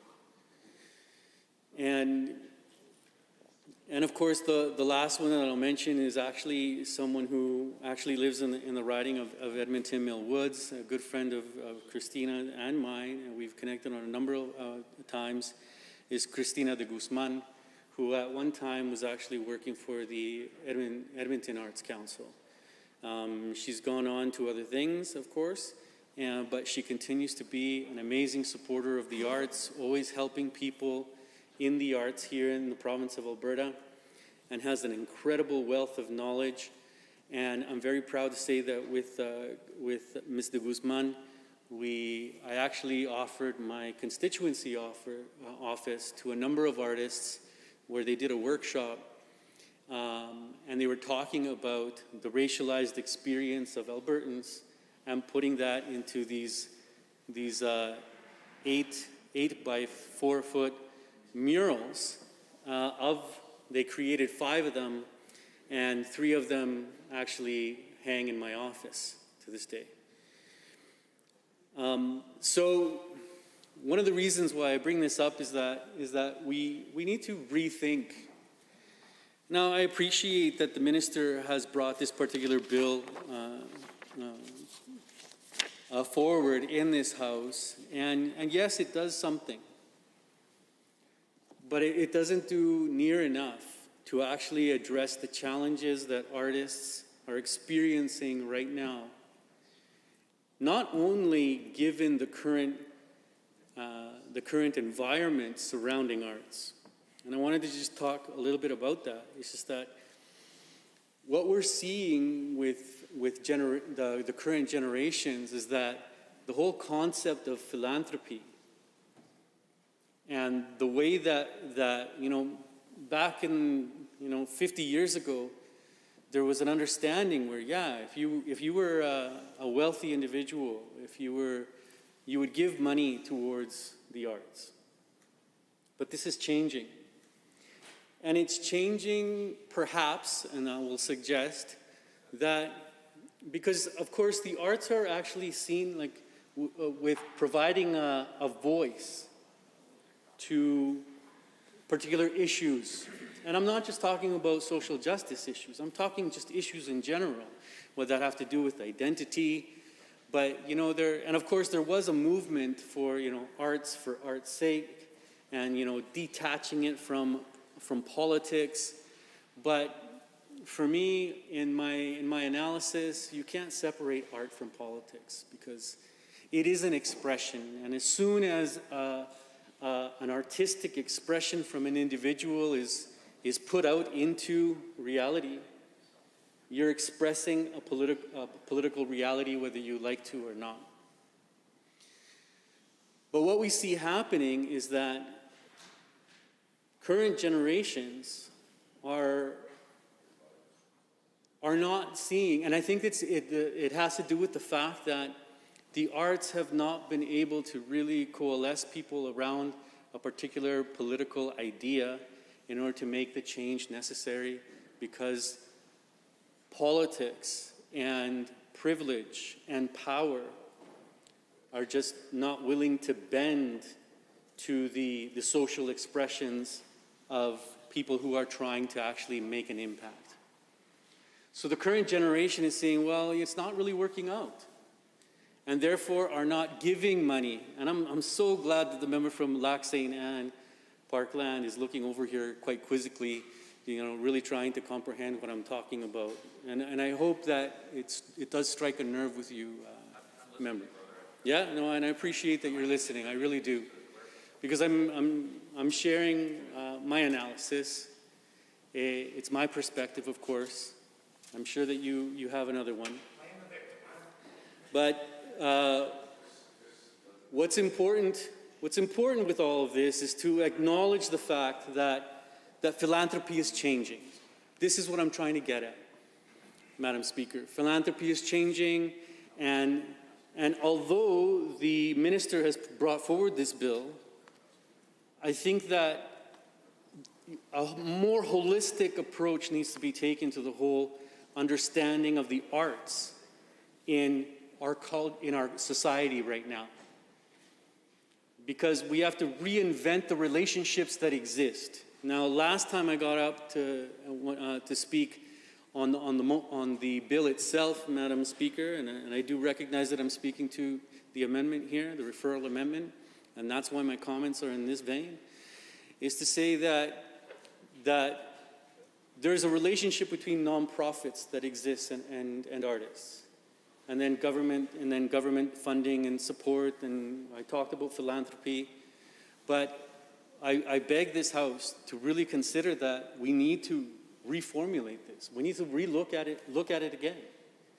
And although the bill does, yes, it technically supports the contract of artists, I don't think it's going to truly help those artists that are suffering right now because of the current economic climate, the social understanding around what the role that arts actually plays in Alberta society, and of course the changing understanding of philanthropy and how all that works. So we're talking about a bigger economic challenge than what this particular bill will actually be able to contribute in a positive way to the life of artists. And that's what I'm begging and appealing the members on the other side to really take a second look at what we're trying to do with this bill and send it to committee so that we can evaluate really how we can better help artists here in Alberta. Because at the end of the day, that's the issue. How can we enrich and I'm not talking economically solely, how can we enrich the life of artists in a more meaningful way so that they are playing a grander role within Alberta society and helping us move along in our understanding and wanting to change and make Alberta for the best, which is what we all have in mind. They play a role economically, socially, culturally, and even politically. And that's what I'm asking the members. Let's send this to committee, reevaluate how we can better support our artists so that they can have that path towards success. Thank you, Madam Speaker. Any other speakers to the amendment? Seeing none, I will call the question on Amendment REF1 as moved by the Honourable Member for Edmonton Millwoods. All those in favour, please say aye. Aye. Any opposed, please say no. No. That is defeated. We are back on the main bill, Bill 75. Any members wishing to join the debate? The Honourable Member for Edmonton McClung. Thank you very much, Madam Speaker. I know how excited you were about the natural art that was occurring last night after session when you announced that the Aurora Borealis was about to appear. And I'm not sure if that's scheduled again for tonight, if the alerts have gone off on your phone. Oh, shame it's not going to, but that tells me that you're someone who appreciates the arts and colorful things. And I think if we look around us, Madam Speaker, even right here in this chamber, the most colorful and delightful things, other than the wonderful human beings in the place, that we see is the art, in fact, embedded in the building itself and in the stained glass windows and in the artwork that was commissioned by former Speaker Warner, by our renowned artist, Indigenous artist, Alex Janvier, the two paintings of Sunrise and Sunset. And he would have been, just being a public entity, Madam Speaker, who commissioned that art, indeed would have required a written contract between Mr. Janvier and the provincial government to buy that art. Now, it's interesting to note that this legislation was intended to model the Saskatchewan legislation. And in that piece of legislation, Madam Speaker, not only public entities, but also private entities would be required to enter into written contracts with artists. So I was curious to note the contrast here, though, when we look at the pieces that Mr. Janvier has hanging in this chamber, Sunrise and Sunset, that were commissioned by former Speaker Warner, and knowing that he would have had to enter into a written contract because of the public entity that actually commissioned the work. However, down the road in Rogers Place, there's other artwork of Mr. Janvier. It's a floor piece, a mosaic embedded in the floor. Beautiful piece as well, done by Mr. Janvier. But that being a private entity, under this legislation, Madam Speaker, would not have required a written contract. And that shows the discrepancy that I think is a glaring omission in this legislation compared to that of Saskatchewan. Now, I can't imagine that Rogers Place would have been able to get away with having no contract. I understand that actually it was Alberta Union of Provincial Employees that gifted the two pieces of art, Sunrise and Sunset, that Mr. Janvier actually created for this space. However, I tried to use it as an example. I was flawed in my analysis, but hopefully you get the point that public entities are required to enter into contracts, written contracts with artists, and private entities under this legislation would not be. And it begs the question why this was an intentional omission of the legislation. It certainly is one that leaves artists at risk and vulnerable because they can't rely on the legislation and point to it and say, to the private entity that might want to hire them or commission them to do work, sorry, in Alberta, the legislation requires a written contract. Now, I spent a significant amount of time in the real estate industry, as many people know, and if you look at the legalities around contracting in real estate in this province, and in fact in most jurisdictions in Canada, if not all of them, a contract for real estate that is not written is not enforceable. In other words, you cannot transact in real estate without a written contract. Now, you can do the deal and then after the fact write it up.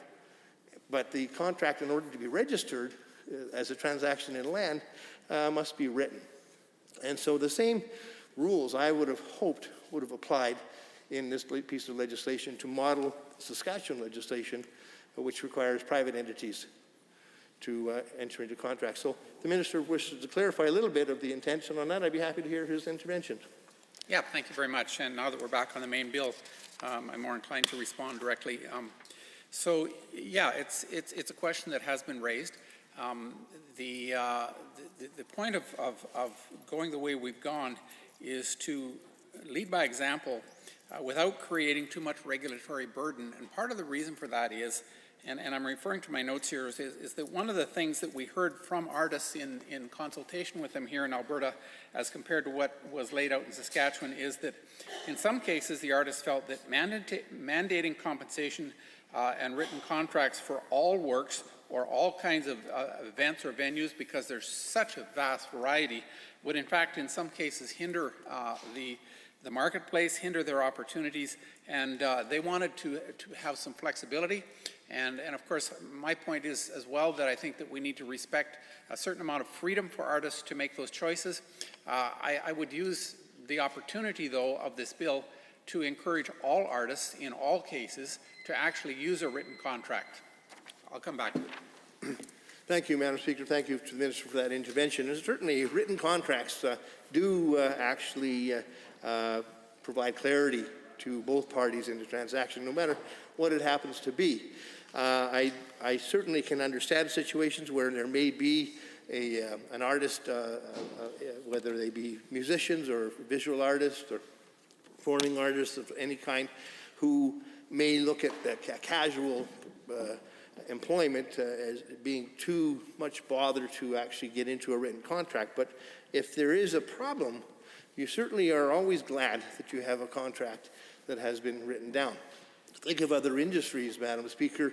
Even a small plumbing repair requires, for the consumer's protection, a written contract. And in cases where they don't exist, if there's a problem, then you end up with a war of words and nothing to rely upon, no written contract. So even though it may seem to be too much of a bother, even by some of the artists involved, I think mandating a written contract, as the Saskatchewan model does, is probably the better option, and dealing with situations maybe to exempt types of situations where artists have really the feeling that it's too much of a bother might have been the preferred method. So I understand what the Minister is saying, but I think it probably would have been better to follow the Saskatchewan model and create a field of exemptions, maybe under regulations that would have allowed for some variation in the practice.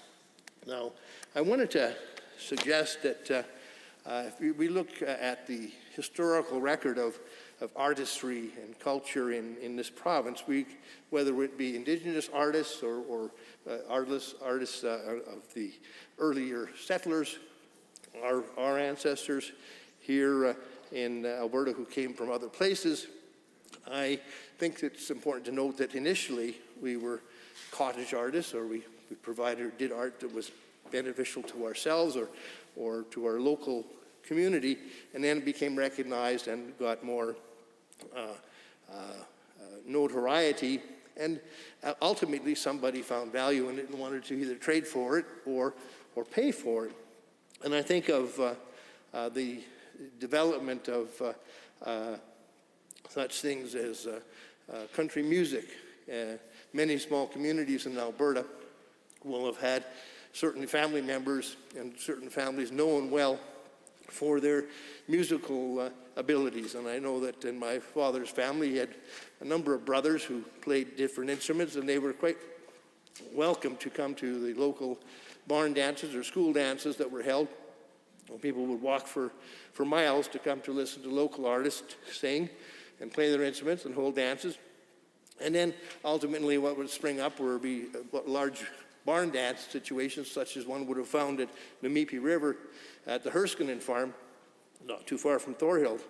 And that ultimately became a business. So there's an evolution from the amateur to the professional, and a further greater recognition as time wore on that art is work. And that is what I think should be recognized in this piece of legislation, Madam Speaker, that art is not an amateur entity. It's something that should be recognized as work and treated as such in the legislation. So that's why I say that artists should be able to rely upon legislation that is mandates a written contract, and private employers should expect that that's what will have to be done if indeed they wish to hire a local artist. So My one point I think is something we can talk about more once we arrive at Committee of the Whole. And I'd like to perhaps even look at making some changes to the legislation if the minister is so inclined doing it. Now, a lot of other things that are ongoing with respect to this legislation that concern me, but I think that the outcomes that artists want from this legislation are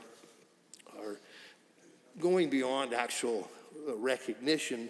They want to have the nuts and bolts in place that allow them to create more work and find more work, and that more work emanates from any legislation that we actually produce. So I'm not sure exactly how this legislation is going to provide more jobs for artists. I don't know how it's going to encourage others to go ahead and contract with them. The fact that the pandemic is still underway is something that artists are painfully aware of. And I know that with the yo-yo effect of the opening and closing that this government had the whole province going through, rather than looking at managing the pandemic in a way that allowed us to save businesses from that ritual over the successive waves that we went through, has caused great consternation amongst artists. And so many venues in particular, Madam Speaker, are just hanging by a thread, whether they be the large comedy clubs or music venues throughout the city. They're hard enough pressed as it is to survive, but now with the pandemic, it's day by day, if that. And it would be, pardon me, a miracle if some of them didn't actually end up going under even yet. Now, there's some early signs that we might be seeing some Edmonton venues that I'm aware of actually pulling through, Madam Speaker, and surviving, but it's because of their creativity in conjunction with artists that they were able to do it. And no credit to this government for that. You know, there were artists who found themselves playing on, for example, in my constituency of Edmonton-McClung, neighborhood lawns to do community music performances that neighbors came to. And I'm sure the same thing may have happened in Airdrie, Madam Speaker, and other places where the creativity of artists led them to find a way to perform and create a bit of a revenue stream while they still kept social distancing and served their community. So I know that I'd like to continue for a while longer yet, but I think we're growing short on time. So I think that without getting into greater length, I'll look forward to speaking to the bill at other stages, and hopefully we'll be able to make some changes to it before it receives the final passages. That is the House's decision. Thank you. Any other members wishing to join the debate? Seeing none, would the Honourable Minister like to close debate? Thanks. Honourable members, the Honourable Minister of Culture has moved second reading of Bill 75, the Arts Profession Recognition Act. Does the Assembly agree to the motion for second reading? All those in favour, please say aye. Any opposed, please say no. So carried. Bill 75, Arts Professions Recognition Act, is now read a second time. The Honourable Deputy Government House Leader.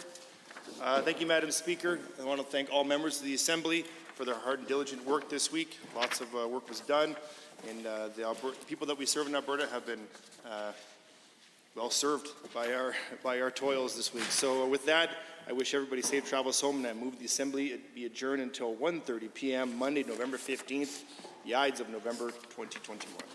Having heard that motion, all those in favour, please say aye. Any opposed, please say no. Carried. House stands adjourned. Order.